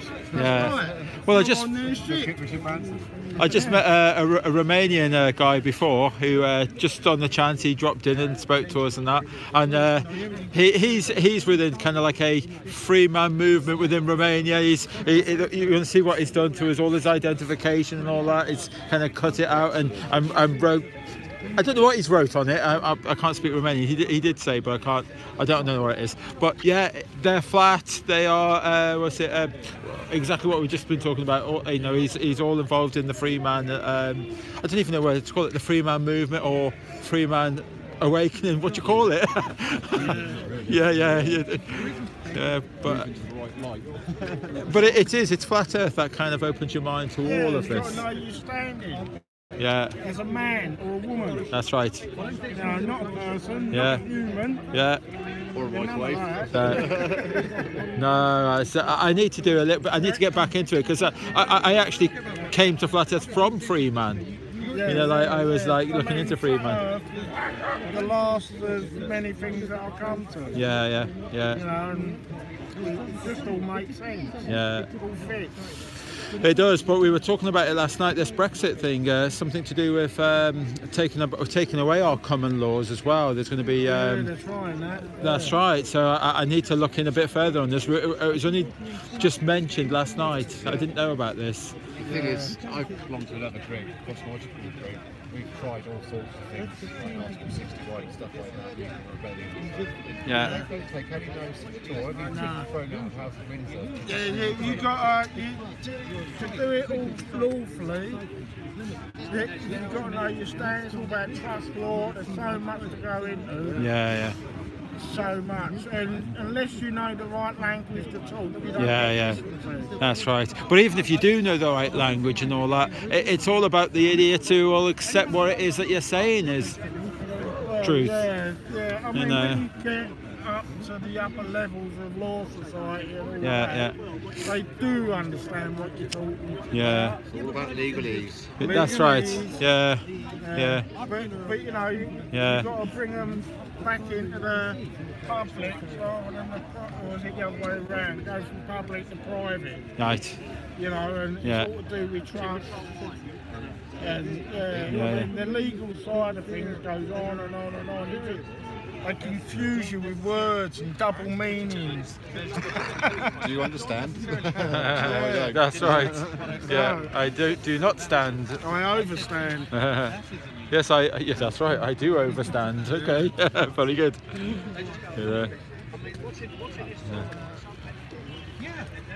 Yeah, even this thing, decency. I don't know why so many people can't get it. That's right. That's right. Decency and pointy. Yeah, makes perfect sense, doesn't it? That's right. I mean, I think they had to bring in gravity because they're trying to convince people they're on a spinning ball. People think, hang on, if we're spinning, we'd be thrown off. Yeah. So they had to introduce gravity to make us think, that's holding us to the ground. So many people think that. Yeah. You know, if there weren't no gravity, we're going to float off. That's right. Well, not if you've got water in the bucket. So much. Spin around water in the bucket. Yeah. All right, should I leave it there? Thank you. All right.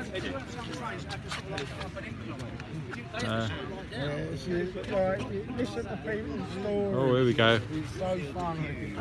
There's still the advantage within the view of the Until you get the next level up. Yeah. And then give me an example. Your glasses, right? Infinity can't happen because it would be have to have infinite resolution. But also there are real world. At the moment, if you take a standard piece of glass, okay, how much light does a standard piece of glass have? About 90% of the light that comes through is allowed into the glass, okay? That's visible light. Yes.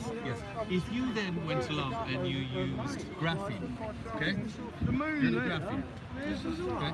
Graphene allows in only 97 to 98% of the light that comes through. So it is much more transparent than glass that we would use is made of sand. Okay.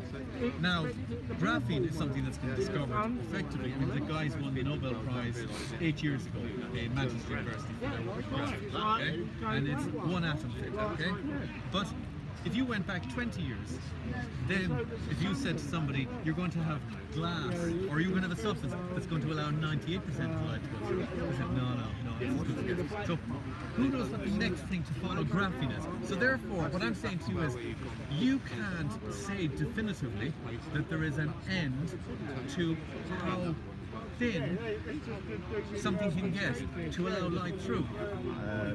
Well, no, and that's my point. That's my point. Yeah, and even when you go into, but when you get into nanotechnology, which we've not done much of anyway, you can even go further. We're not even beginning to explore. So, you know, things get more small. We don't know. I've lost the point that we're making. Okay, the point was about the sun and this picture in terms of if the Earth is flat. So I was saying, if I'm here, and that's in Hyde Park, and that's what I would call the West, because I believe it's a globe. Yeah. And I was just saying, every week I take a trip, I fly from there to there. Yeah. And the sun sets about half an hour later where I go. And it's about around the 300 miles, that sort of distance. Yeah. My plane goes at about 400 to 500 miles an hour. It goes in generally an easterly, westerly direction. So I can tell where I'm going. And the sun is setting later. When I come this way, the sun rises earlier. And I'm saying, to me, that is evidence that we are going like that, and that is why it's going down over the horizon. To me, it's coming over the horizon. To me, it's just evidence that you're further away. What this man is trying to say is that the sun goes like this, and then I'm saying, well, if we have a sunset and it's going like this, it must go over this flat horizon at some stage, and surely everybody in the whole place would see it going down at the same time. Can you hold my phone a second? Sure. Could it not be just perspective and angular resolution? We were talking about perspective Okay, already. and angular resolution. Let's say here. Yeah. This is your flat land. Okay. Great. And let's I'll do it at your eye level. And let's say the sun is here, and it kind of goes across. It will appear because as it goes further away, anything that is high will come down to your eye level, your perspective, your eye level. Everything that's lower will come up to your eye level. So as the sun goes further and further away from land that might be in the distance to this, as it's further away, it will appear even lower and lower, and you will not be able to see angular resolution. Now, where I live in mountains. Sorry, okay? thank you. I live in mountains on the west coast of Ireland. And when I look west and I see the sun going down, I see the sea. Okay. So I don't have anything that's blocking. Well, you don't know that because there is. I do. I live there. I've been there. Okay. I've been out to sea as well. But how far are we suggesting the sun is away? We're not saying it's within. It was like, was it 4,000 miles? Okay, and can we see that far? He also said it was 90 minutes. Can we see that far? Yeah. Density and we can pollution. See that far. Right. Really? That's 51 million miles away. I can see that No, now. it's 93 million miles away. But okay, but I can see that. So therefore, my ability to see is at least that distance. There is not a. There's not. But that can't be proven. That's the problem. That's the problem we have. I mean, like that is just theories and mathematics that tells us that is 93 million miles away. Theories and mathematics. Yeah. Way off. It's certainly a long way off. If it's 50 miles, 40 million miles, 50 million miles, it's still a long way off. Absolutely. And that's what he's saying. He's not quarreling about how far away it is. Okay. But it's very important how far away it is, and it's important how big it is as well. We can see millions of miles away. I think it's too far. You can. Well, can you? I don't believe so because of air density, light pollution, and all of that. And as that goes away, as I say, we were just talking about angular resolution. I don't know. Don't we sort of see in the bubble? It could be. I mean, no. I don't have any proof to that. I'm not suggesting that for a second. It could be. I don't know. Yeah. The stars. Well, they say trillions and quadrillions. Oh God! I mean, again, something I've not tested. It's kind of also a mute irrelevant. How much do I think? I don't know. There's a man. I don't want to give it a thought because of. I mean, I see them now. I don't believe for a second that I can see trillions of miles away. That's effectively. Well, when I look at the But moon, the it's a very effectively bright you're light. asking. When I look at You're the- saying that we can't see X distance away, and then you're saying I don't like to think about the distance we can see away. Well, no, because I don't know. I know you I'm happy to say that I don't know. I don't have to make up pseudoscience, what's it, theories. I don't have to do that. I can say I don't know, and that's what science should say. That's they shouldn't come up with these theories and pretend and imaginations. They should just come along to you and say we don't know. That's what they say. They've done it in the studio. But they don't. That you don't believe the people who say. You believe people who Well, no, because again, it's just one guy's theory on. Because I was going to say I haven't finished that. It's just one guy's theory who's come up with a formula, a mathematical pseudoscience formula of how far something is, and then another guy comes out and goes, "Oh yeah, I agree with that. That's a really good theory, that is," and then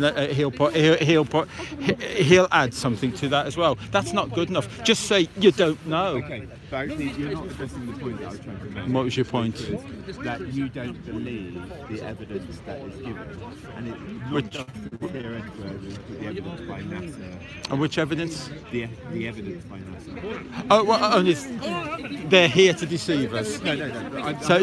So you're quite right. Yeah. You're quite right. Yeah, I'll accept So that. what I'm saying is that you're discounting. It's not that you're saying, look, I just don't know. You don't know. I don't know because we haven't got any detailed empirical Stop evidence. myself. Okay. Huh? Okay. Yeah. We don't have any detailed empirical evidence. Fair enough. But you are discounting the evidence by space agencies, not just NASA, but other space agencies.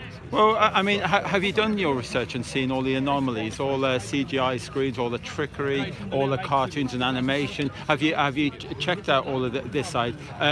In your eyes, the conspiracy theories. Have you checked out all of that? I mean, we know they're not theories; we're conspiracy knowings. You know, things like we don't believe in the moon landings. We don't believe that what's been happening in the International Space Station is actually happening. We don't believe that they're in space. We don't believe in all this because we've done so much research on that, and we've got countless of thousands and thousands of evidence that lots of flat earthers have gathered, and it's all on YouTube and that, and you can see it all for yourself. All of this evidence. Have you done any of all of that research? So, and how do you feel? Do you still feel that they're telling the truth and they are up there and you're comfortable? I think you know what you're saying is that you do know. Are you saying you do know that the Earth is flat? Whoa! That land that you should be able to see. I'm comfortable that land is flat. Do you know that the Earth is flat? Yes. So I would say I don't know. Okay. But you're saying, you know, sometimes you're saying you do know, sometimes Well, you're saying you don't know. What you're saying, in effect, is that the information that you have seen on YouTube about anomalies, etc., is sufficient evidence for you to be 100%. No, how do you feel about that? Have you seen that? No, because you're kind of going off on a. You're trying to do the psychology of it and try and really. How about? Okay, but how about yourself? Have you done that research? Okay. You. Well, Forget about me for a second. I'm You. not forgetting about you. I'm making a point. A point doesn't need to be made. You just need to be honest and truthful with yourself. Have you seen this information? Yes. And I told you that. Okay. And are you happy that what they're presenting to you is the truth? I'm afraid if you don't want to talk about it, and I was making an argument, if you don't want to follow that argument, then Well, it doesn't need to be a debate on the psychology of it. but It just I'm needs to be deciding truth what I and want facts. to talk See that there? That's land that you shouldn't be able to see. That is over the curvature. You know, like, and it's undeniable. But like, people come down here to Speaker's Corner and they want to bring it down to the psychology of it, and it doesn't need to be point score and anything like that. Well, no, but you're interrupting my argument. Okay. I know you're Well, right. I'll listen to your I know argument. you're right. You're quite right. I should listen to what you have to say. You know, otherwise. So what I'm Okay. saying is that it's not about the psychology. It's you're Seems using an argument that moves. Your argument and your reasoning moves from different positions. So if I said, I think this, and you would say, do you know? I'd say I don't know. You would say I'm comfortable with not knowing. And then if I say, do you know that it's flat? You will say, yes, I know. and I'm comfortable not knowing. So the thing is that you're saying that you do know something, and you're basing it on the evidence that you've seen on YouTube regarding the anomalies of NASA and space, and also with evidence of seeing over the horizon, via filming. Okay.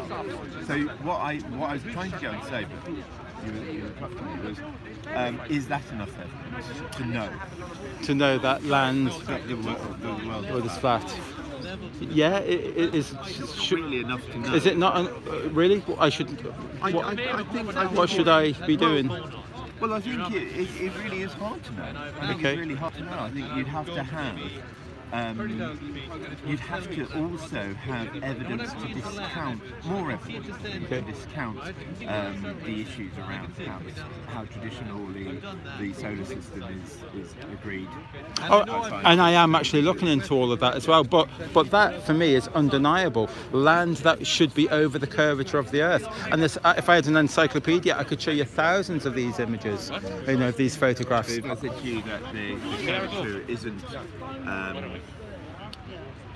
consistent, it's not like an actual. If I say that, it should be on the sea. Should it? It should be on the sea. What, like You seem to know all about it. Should it not be? Well, I'm just putting forward I mean, okay, last year I got a letter. I got probably, but you might have dips in the land, and the water might be effectively flat over the whole. I mean, the way science actually explains it, that water would be pulled in equally from from the centre of the Earth and equally in every direction. That's the way kind of science says that. So water should be equal in every direction, and so that it would be curved at the 8 inches per square mile. You could say that over more smaller kind of bodies of water, that maybe it acts differently. Is this enough to question it for yourself? Well, I know all the arguments. Okay, but is it enough for you to question it and to be and to research further?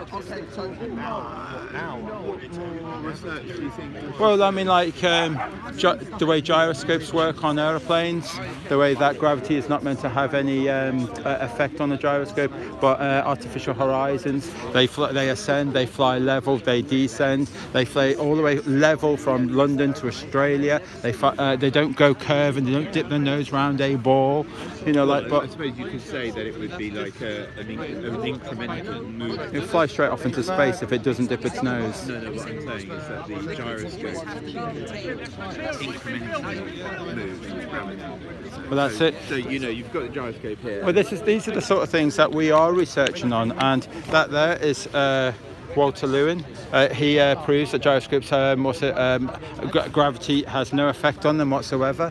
Okay, very famous lecturer. You can see him on YouTube and that, and explaining this. Well, when says the gravity has no effect on the gyroscope, the body of the gyroscope, how it's held,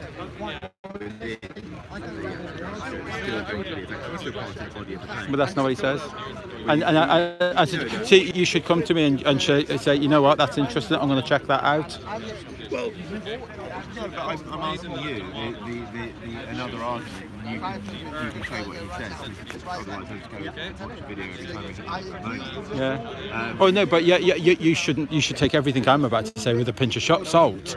Like you have to do your own research, and I'm some crazy guy in the park. No, I'm just asking you on the issue is that you've got the internal part of the gyroscope, you've got the body that holds that gyroscope. Okay. And that body of that holds the gyroscope is going to theoretically move with gravity. Well, that's right, but the gyroscope itself that's going to be inside that body is going to be rigid in space, as they call it, and is not affected by gravity. But having said that, that was the old mechanical artificial horizons. The new ones work off a thing called inertia. inertia, and it's the same what they put in these phones, which is a MEMS device.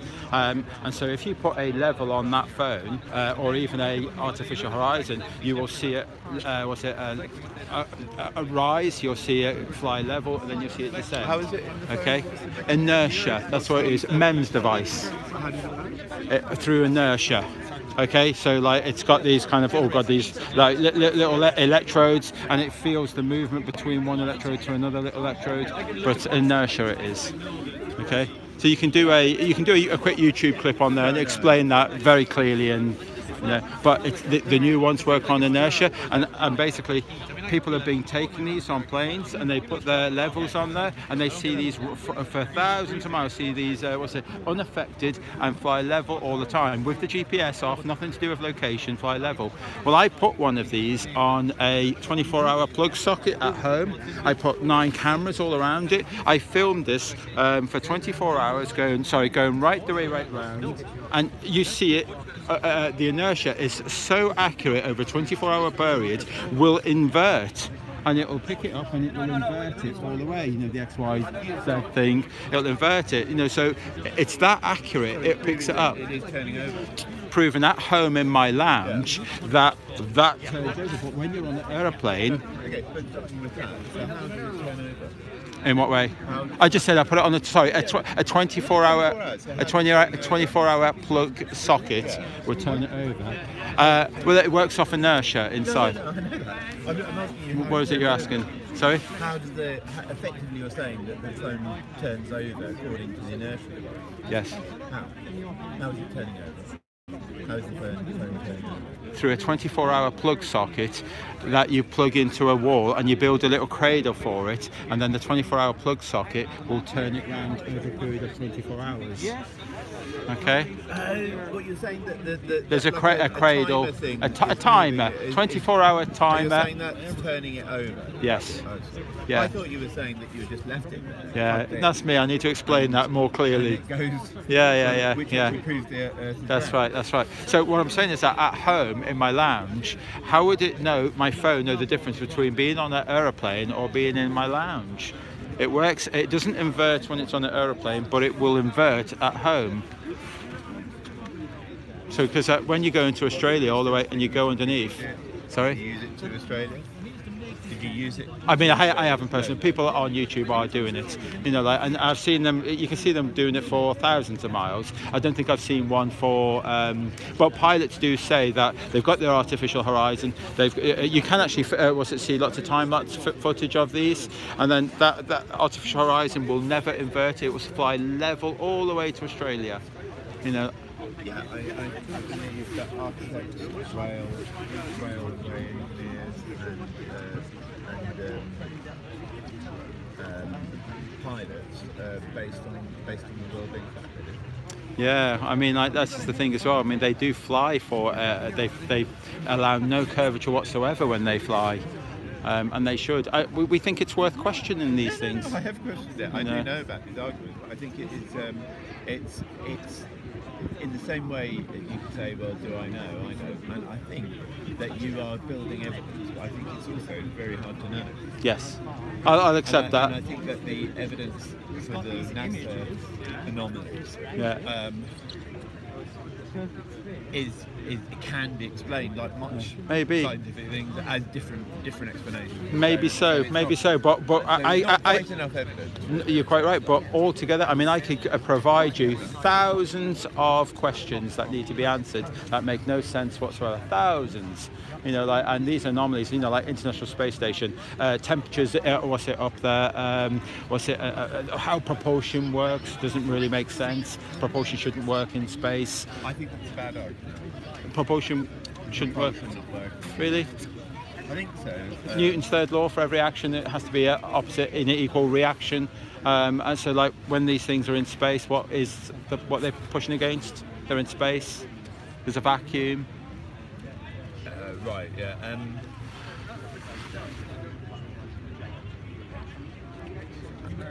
I could go on for. I've looked into that. It's hard to totally justify that as a... Well, they've got like it's just one- they've got these jetpacks on as well, and when the jetpacks are on, and they can freely go in every direction, and it's like, and all they do is let out a little bit of gas, you know, like shh, shh, in every direction. It's like, what's it pushing against?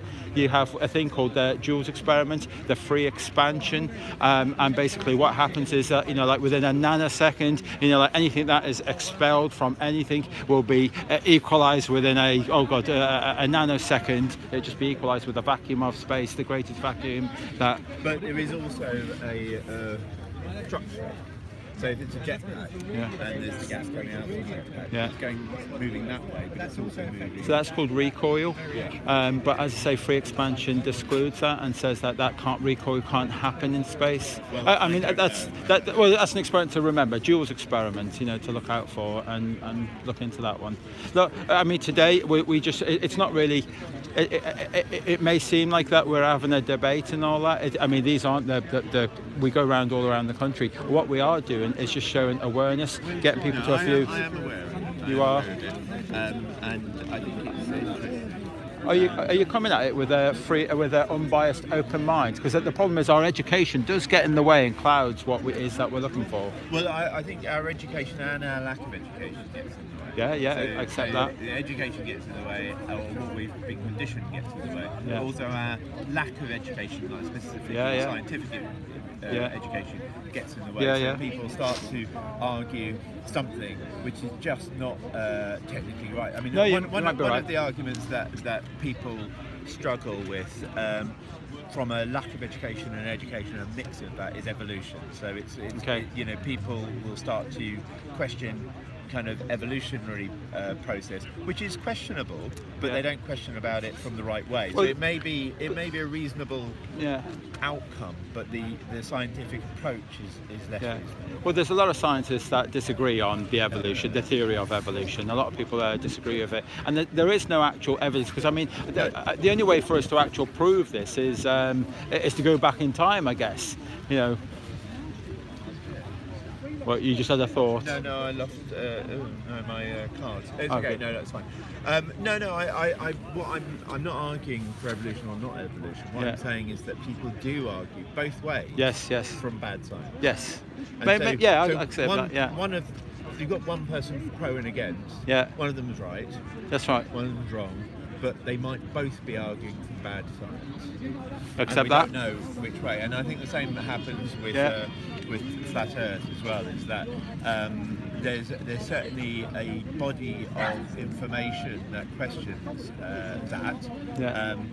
And of course, it's really fascinating if it was true. How does that impact you if it is true? Oh, you're getting on a psychology thing again. Yeah, people do. It is. Oh, right. Okay. Yeah, on the spiritual side of things. I think over my journey of discovering this has changed. You know, at first it's almost dread. How dare the bastards lie about my education and things.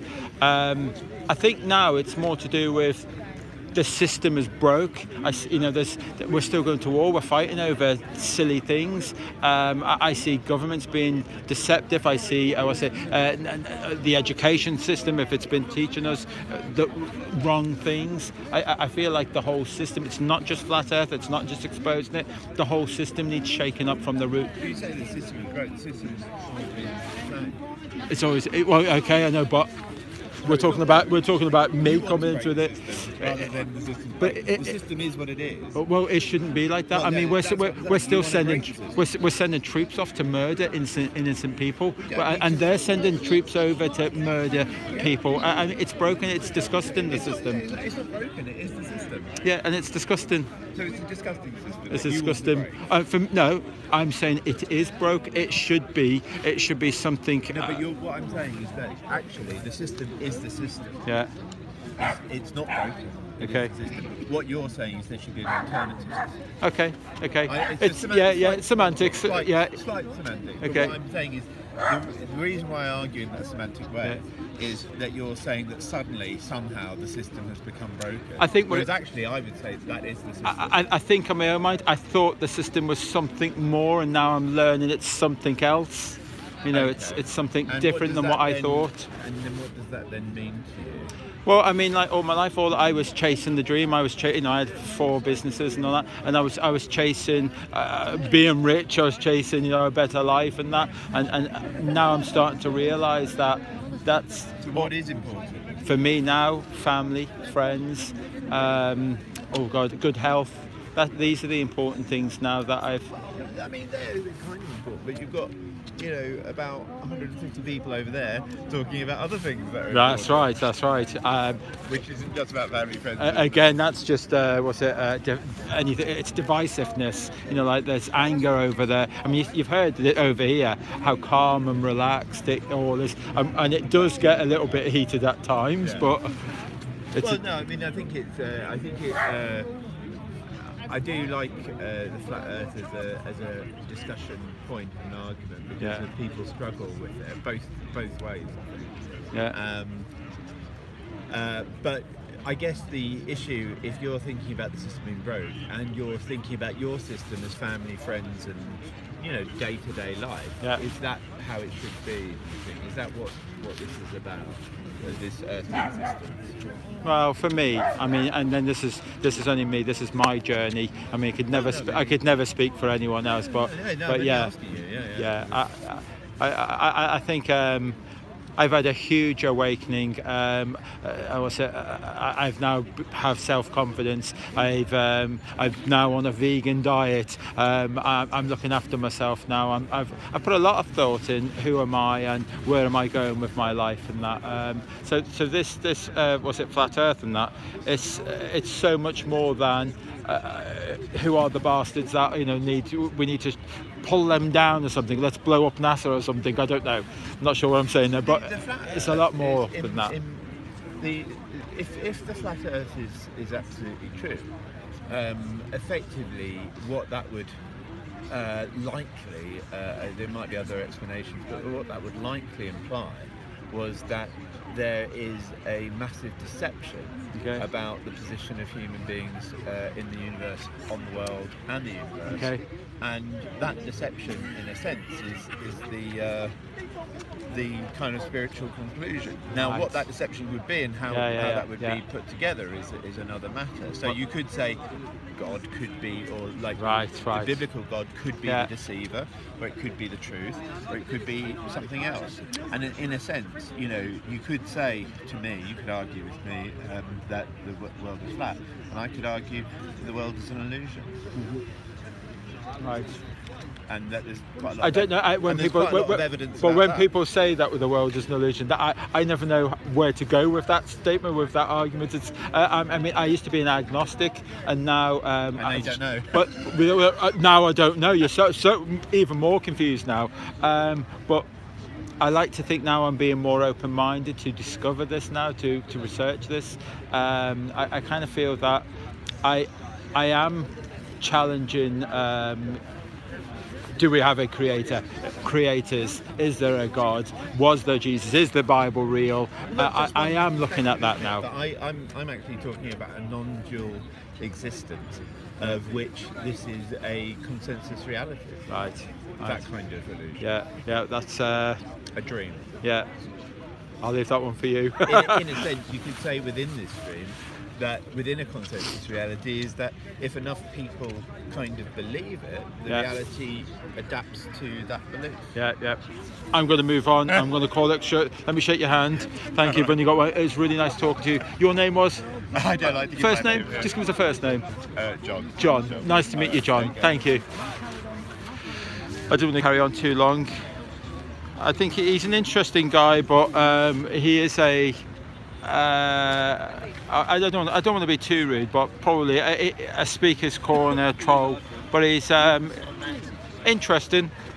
He wanted to lead me down the path of psychology sort of thing, although he was denying it, but he clearly was. And I figured he's taken enough of my time. Let's move on. He didn't want to be filmed.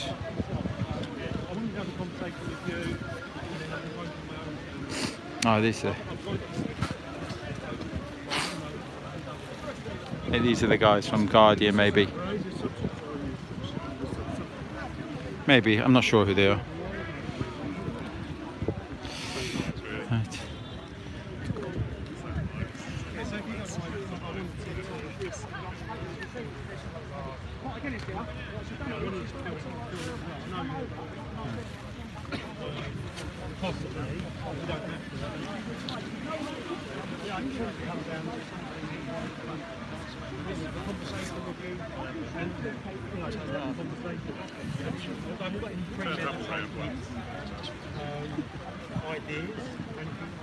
I'll move around.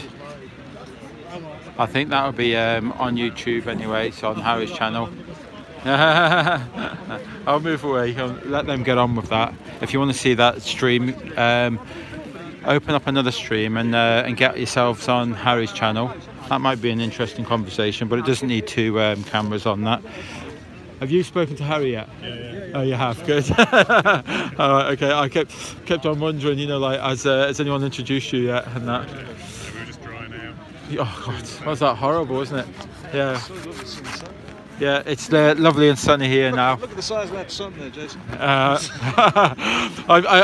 When people say this now, I have fear because it means there's going to be a deeper, meaningful talk on this now. So is it going over the curvature or is it no? So we just had a long discussion on that. I think we sorry, excuse me, people. Sorry, my jacket got caught. Right, let's have a wander. Oh, would you like a leaflet, sir?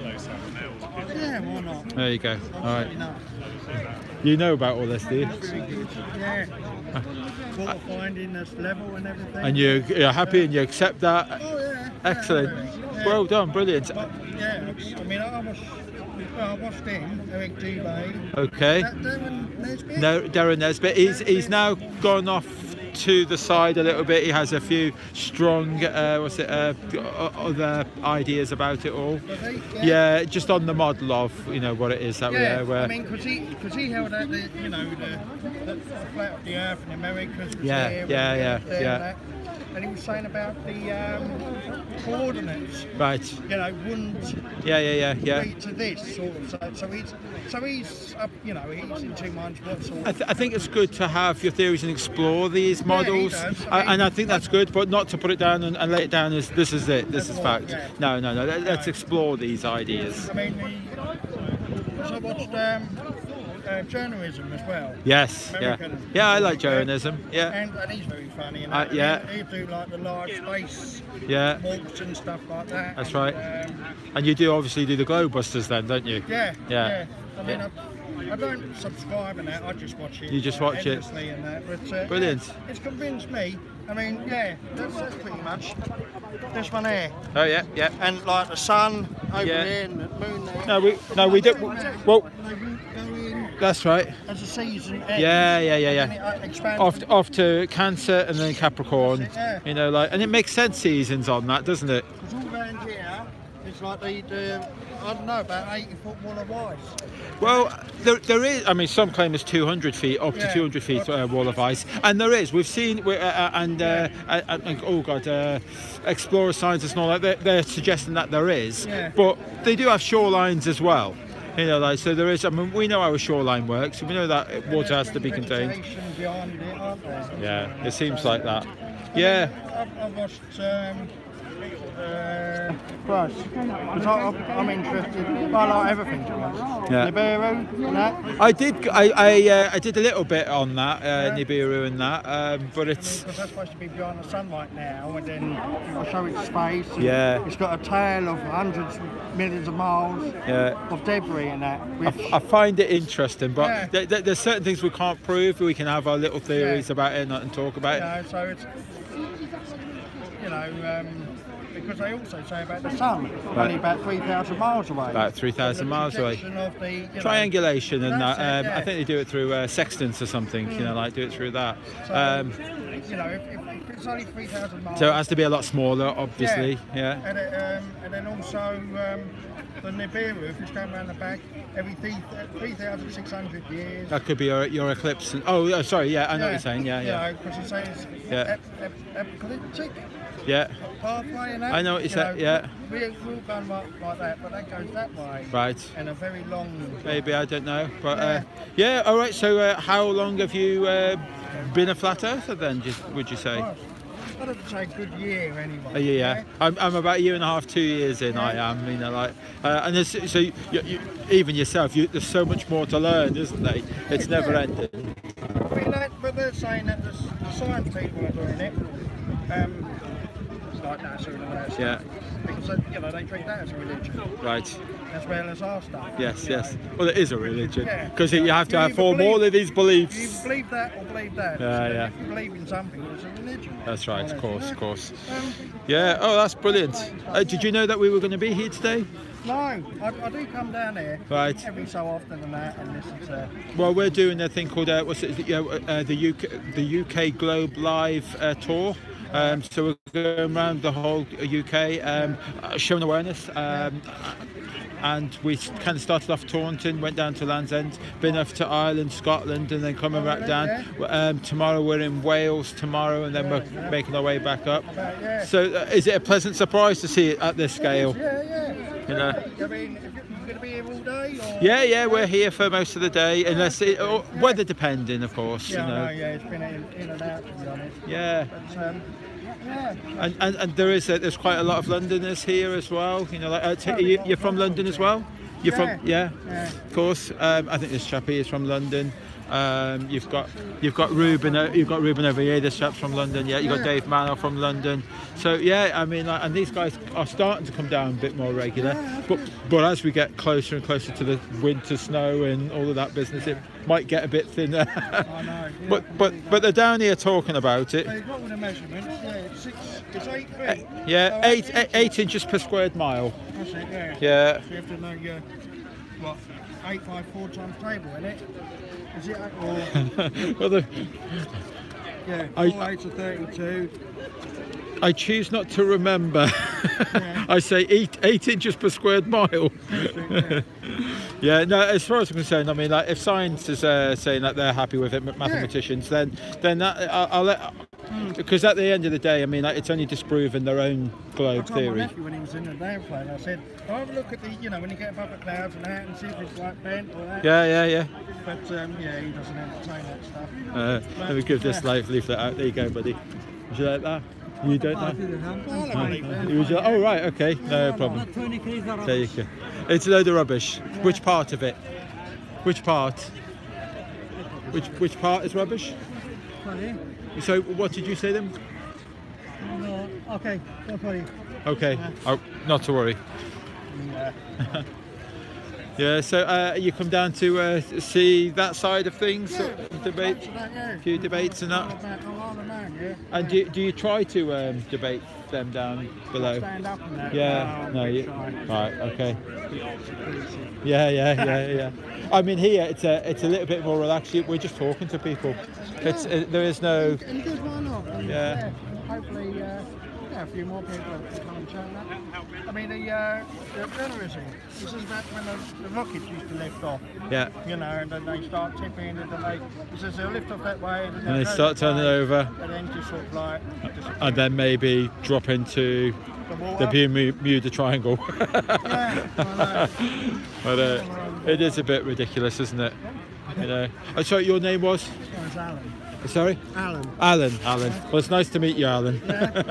Yeah, excellent. I'll let you carry on. Thank you very much.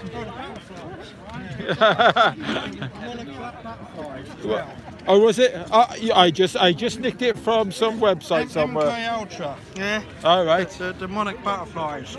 They seem to go from one part of America to, I think, Mexico. Yeah. And it's like a generation thing, but they seem to know through the brain. Right. Where to go, direction, and that. Yeah, and that's it. And then it's generations. It's thousands of miles.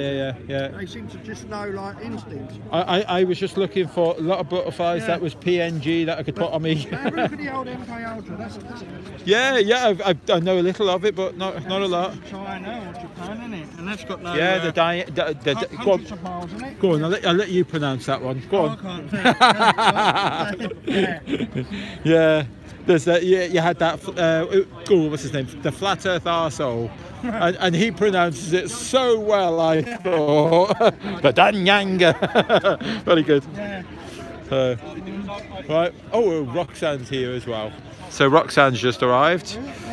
So yeah, there's a group of us, and you're like, so we're kind of, as I say, we're not. We drove from Swindon yesterday, so we came to London specifically to Speaker's Corner so that we could be here. So we've got a few reporters here today as well to talk to us. We're getting this message out. Yeah. Guys, let me introduce you to, this is Alan, and he's a Londoner, and he's a flat earther, he is.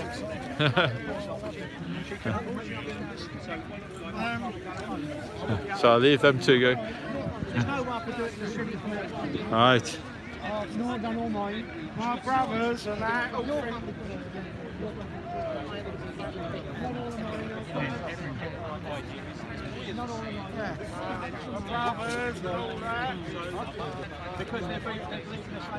It's the same thing, we've heard this a lot today. You do all the other conspiracies. When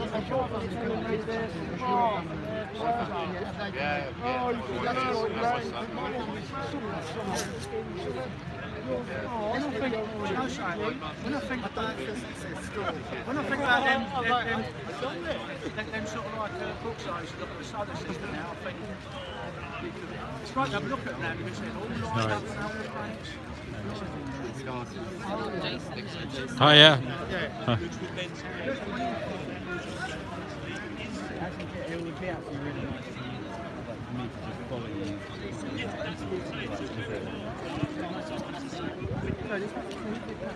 This chap is my pal Jason. Hi, Jason of the Disbury. Right. Yeah, of course you can. Of course you can. Hi, yeah, we're live streaming. Yeah, there's a few of us. That's what we do. We go around the UK and we live stream all our encounters. So, yeah. Jason started the tour on the 13th of September with Harry. He had so many situations. Like I said, you couldn't make some of these situations up. We've had all hands on deck. Jason was able to rejoin the tour at Huddersfield, and he's now going all the way to the end of the tour. We envisaged for Jason and Harry to be on the camera for the entire time. Yeah. Jason's just had a window where he's been off, which he's continuing Harry now. And Jason also, you did what you did on the boat with Harry as well. Yeah, we were meant to do a sail around the UK. We're going to go from harbour to harbour to harbour, doing exactly what it is that we're doing right now. And for one thing led to another. It seems like the universe is against us to put a spanner in the works, you know. So so that one came to an end, and I just sailed the boat back by myself, and then Harry went off, and then we thought that would be the end of it. While you were on that boat. Yeah, actually very, very important and instrumental. Yeah. And as a result of that, we had people coming out to the tour. That's right. For that interview because it got them to look into it. That's right. So we met Geraldine. She came out and met us at Stoke-on-Trent, and she was awesome. She came out. She said, I heard this interview on Jeremy Fine. Yeah, and then because of that, she researched it. And does that make it all worthwhile when things like that happen? That certainly does, because that's kind of like vindication that, we're as I said, we know that we can't change anybody's minds, but we can spread awareness for them to do their own research. That's all we're going at. That was a very long introduction. Sorry. You carry on. No problem. Speak to you soon. I'm not sure. I think these guys are from The Guardian maybe, and I think they're doing the video part of it. They'll be interviewing later on. So we'll see how that all pans out later. In fact, I should just follow. Oh, you got Dave, the wonderful Dave Mannell.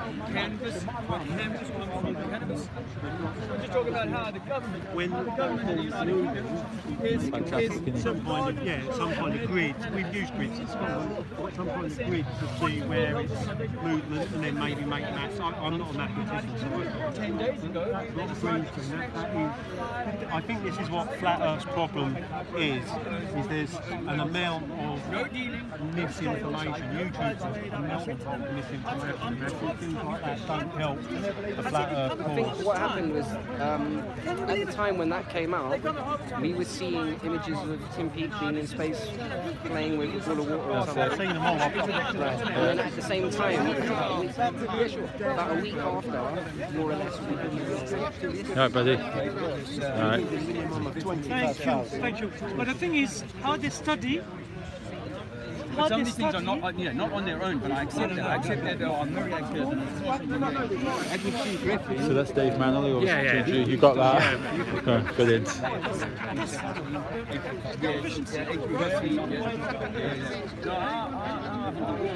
And I used to be a fitness instructor, and I got quite a high level of qualification in the United Kingdom. But all of this stuff I was taught in the military, all of the stuff I was taught as a fitness instructor, all of the health information that the government gives you, it says this is how you should look after your body. Most of that is upside down, the wrong way around, topsy-turvy, disinfo, and that is why I tell my friends around the country that we have never been this healthy. People say to me, oh, we're living longer, our life expectancy has never been better. I say that's partly propaganda, and maybe if you look at the last 50 or 200 years, you might say we're doing slightly better, but we're doing better if we are at all, with a handful of pills. And in my lifetime, when I was a child growing up, no one I knew got cancer. No child I knew got cancer. Now I know children who died of cancer, I know children who have cancer, I've lost friends at very, very young ages to cancer. Dogs and animals are getting cancers. They've got vets now that are doing oncology for vets, like chemotherapy for dogs. That's how much cancer we have in our world today. We've got so poisoned our minds, bodies, we have never been sicker, and we have never been further from the truth about nature and being touched with they're using this. We thought it was in our best. I grew up thinking, vaccines, the medical profession is the very best, it's smart, it was in the smartest things, Jenner, vaccines and so on. I thought that was all good, but actually it turns out there's far more harm caused by all of these things. And when we come back to cannabis, we know no one's ever died from cannabis, but the government will happily have you drink their alcohol, their Heineken, before the football. If the world was Heineken, made by Heineken, everyone would just drink beer all day long. Yeah? Well, let me tell you that they want you to. We know that alcohol is a neurotoxin. We know that, the fast food industry is so far from healthy that it should be criminalized. That they want to give me a hard time for growing a few pounds, and yet they let McDonald's sell poison to children. I mean, there's children that wobble out of that place. I'm not suggesting this, but they're so sick at the age of 10 and 12 years old. It's almost like their parents have been doing them a very bad disservice. They have actually been child abusing their child, not even knowing it because they trust their government. The government should not allow poison in the mind, body, and soul. But actually, our government is not our friend. Our government, every other week,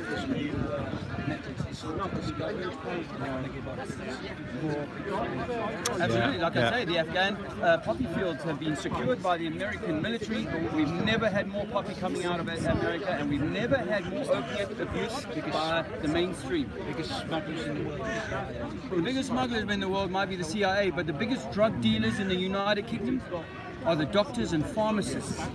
Yeah. Unfortunately, that's the uncomfortable truth, my friends, is that the doctors and pharmacists are the purveyors of poison. And they are not allowed to cure people, actually. And because their education is so controlled, and their thinking by the time they get to the age of 20 and 22, their thinking is so streamlined that in universal, one verse, one way of seeing the world, they become indoctrinated, and they call them doctors. As I now like to remind my friends, is that if I told you I doctored a financial report, would you think that I'd done it to crook the numbers in my favor, maybe? That's what happens when you doctor a financial report. You alter it in your favor. And so when we make someone a doctor and I'm a drug dealer, then I teach him that my drugs are good for his patients. Yeah, you might lose some, but we're trying our best. Next year we'll come up with some new drug. Or if it causes them this side effect, why don't you just give them another drug? And we'll make profit on that too. Right. We'll leave Dave there and move on a bit. Dave's done a great chat there. You can catch him on his Trinity 4 channel if you haven't got that open. There you go.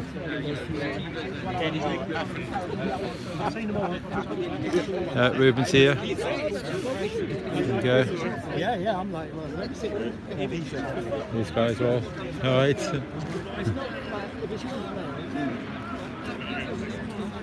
There you go. Right.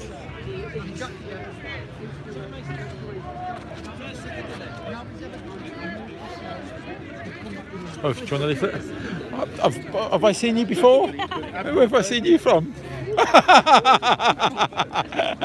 Sure, we've seen her before. All right, okay.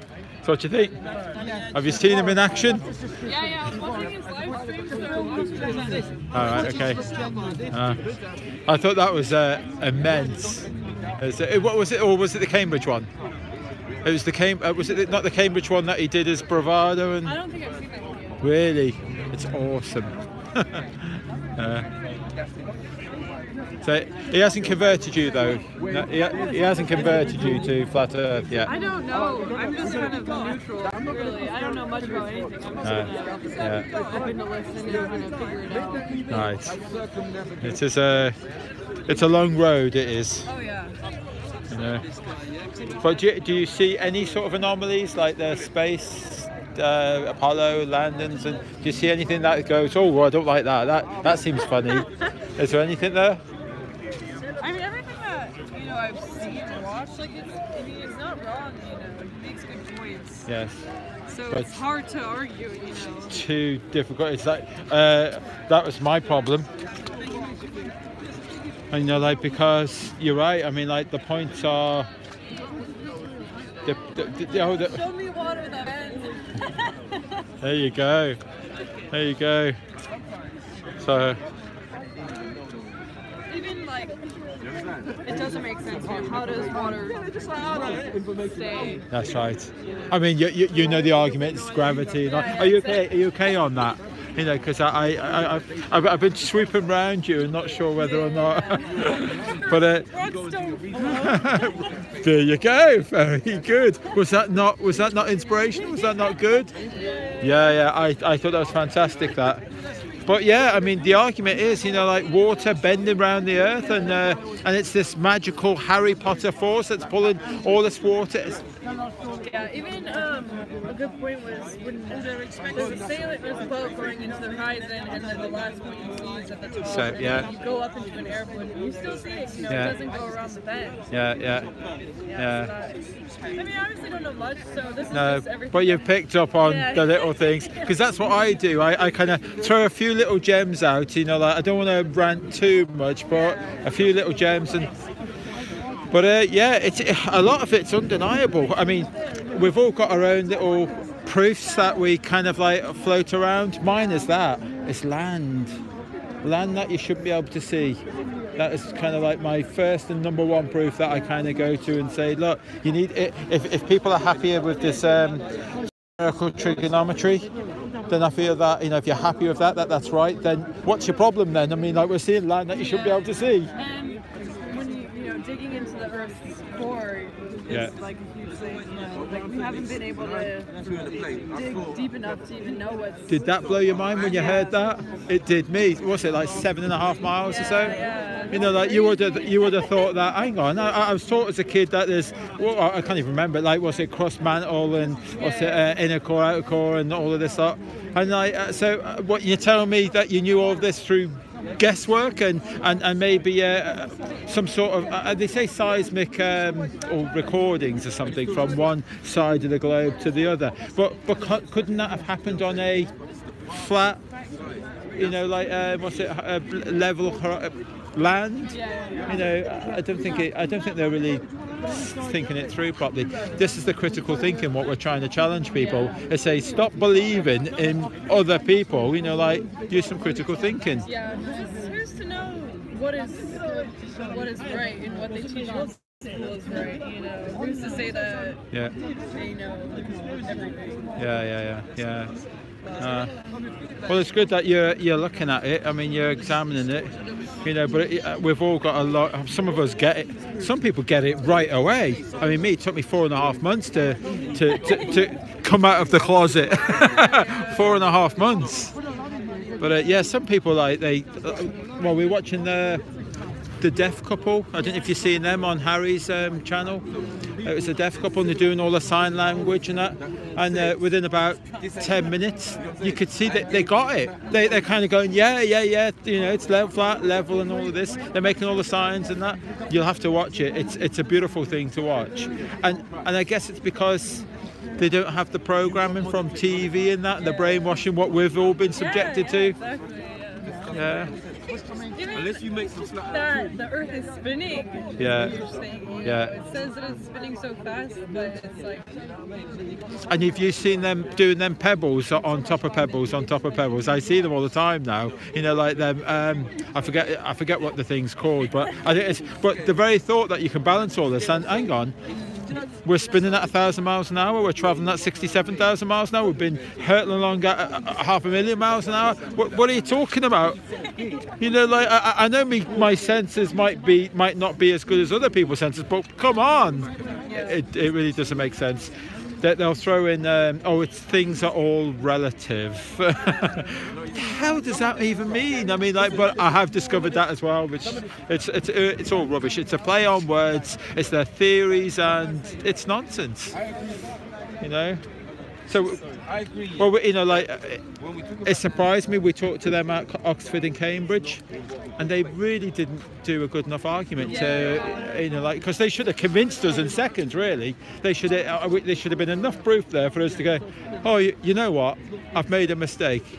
You know, like, let's go away and, you know, and have a rethink. I mean, even just to like take it for what it is and just think about it. You know? Yeah. I feel like that would be huge. Well, I felt like when we're talking to them, they were just scoring points with us to kind of like big themselves up, and we should have had a few arguments for them to go, you know what, that makes sense. I'm going to go away and I'm going to check that one out. You know, like just something like that. That would have been honest. It would have been truthful. And you know, but no, they wanted to score points. You know, but. Yeah, well, you picked a good time to come out. You know, like it's the sun's out. And your name was for Taylor. That was. So I was introduced to her last night, but I am so terrible on names. They only told me her name once. That's not good enough for me. So that was Taylor. That was. There you go. And where's Andrea? Is she here? Oh, she is here though. I thought I'd seen her. Would you like a leaflet there? No. Oh, I've seen you before. How is my?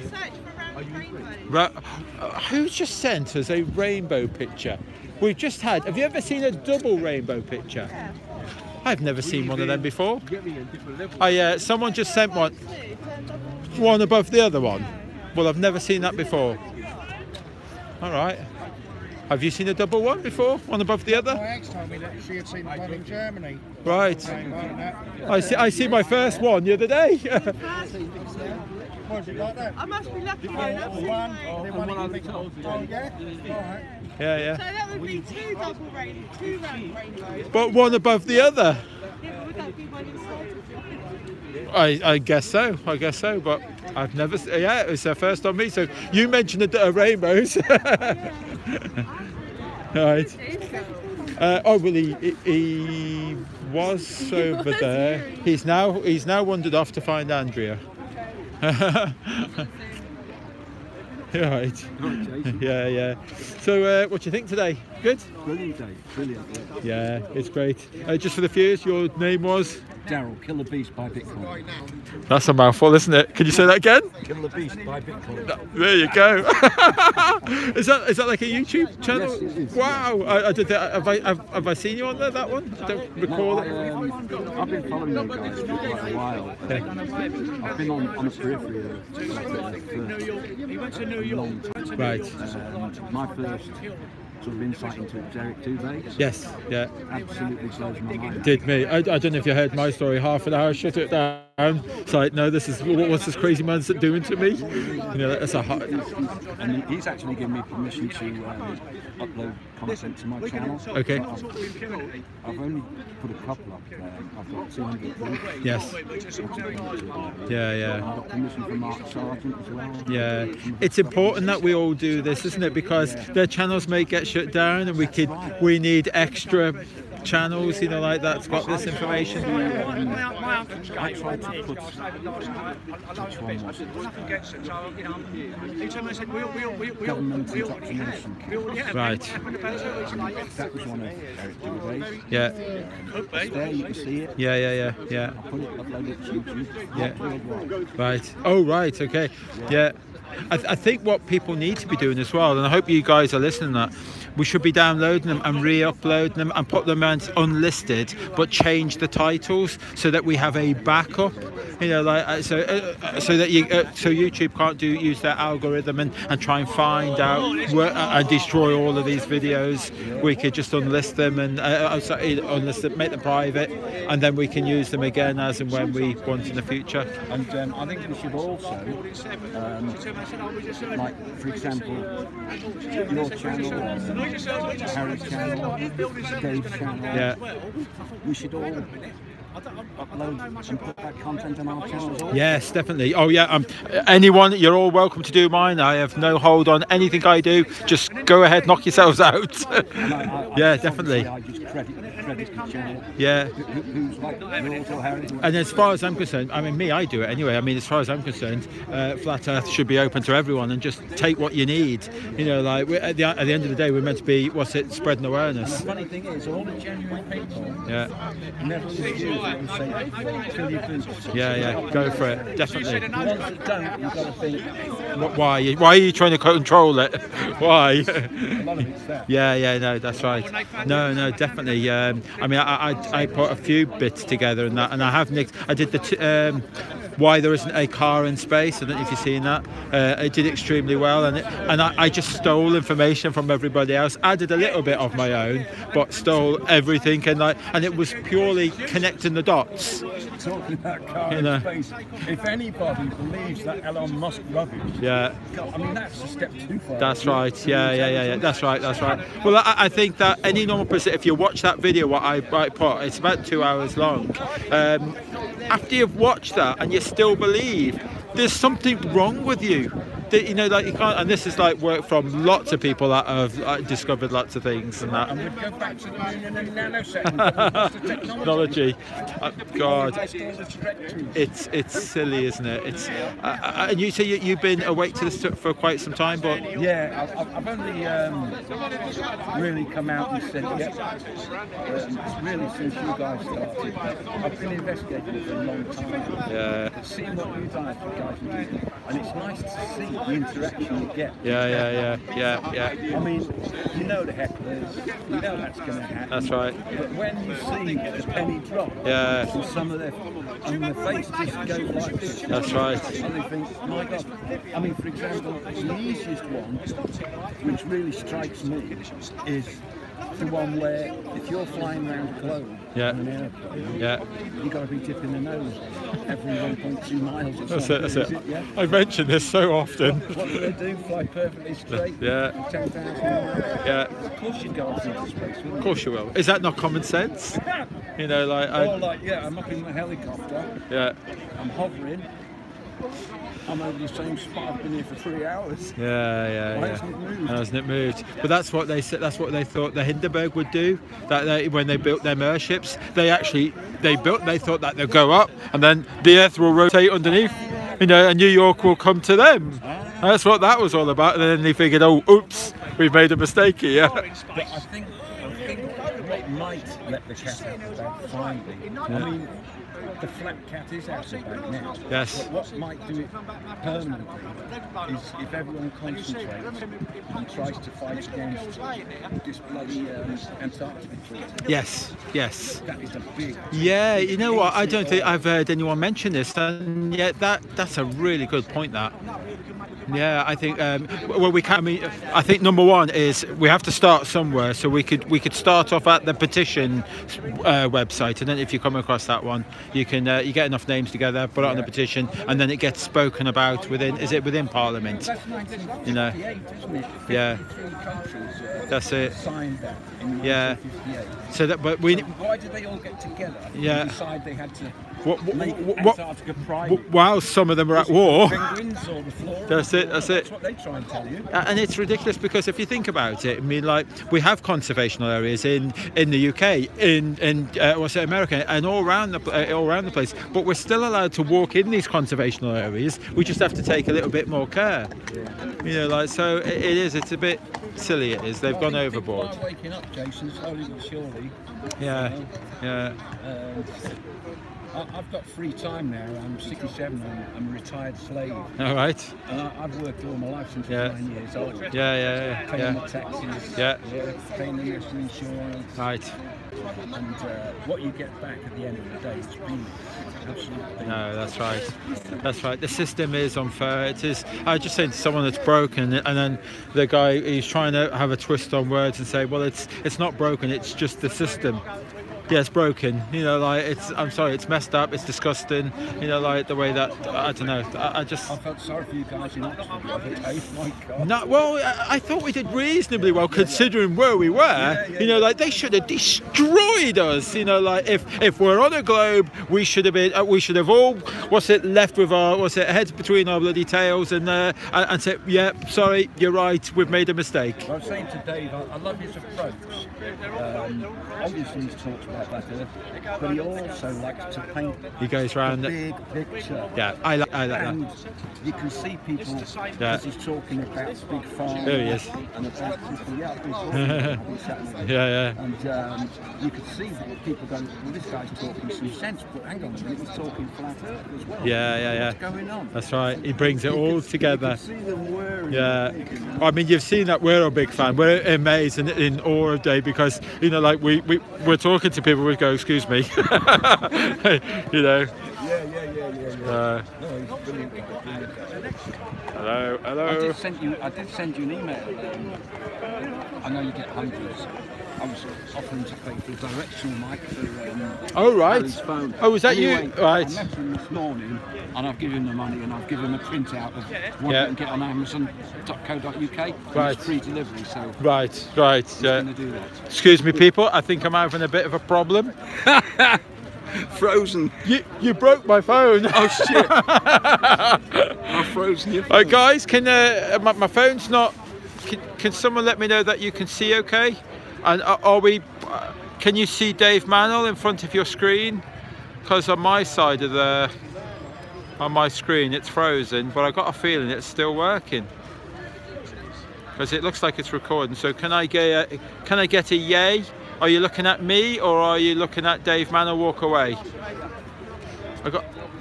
It's frozen and a chap with a hat on. Thank you. That's what I see as well. What is going on? You might have to shut down and restart it, Jace. Yeah, I might do. Let's see if I can enable flash. Unless they're jamming you, of course. Disable flash. Chat viewing options, live chat. Have you got an expansion card on that? But it is live. It's meant to just go straight. There shouldn't be any memory on it. You know, it just goes live. Certainly frozen. When I do, I get about half an hour and my phone's full. All right, sorry guys. I'm going to have to restart this. So yeah, sorry about that. It's frozen. How annoying! Look at that. That's just ridiculous. Yeah. Right. So. Be back in 2 seconds, guys.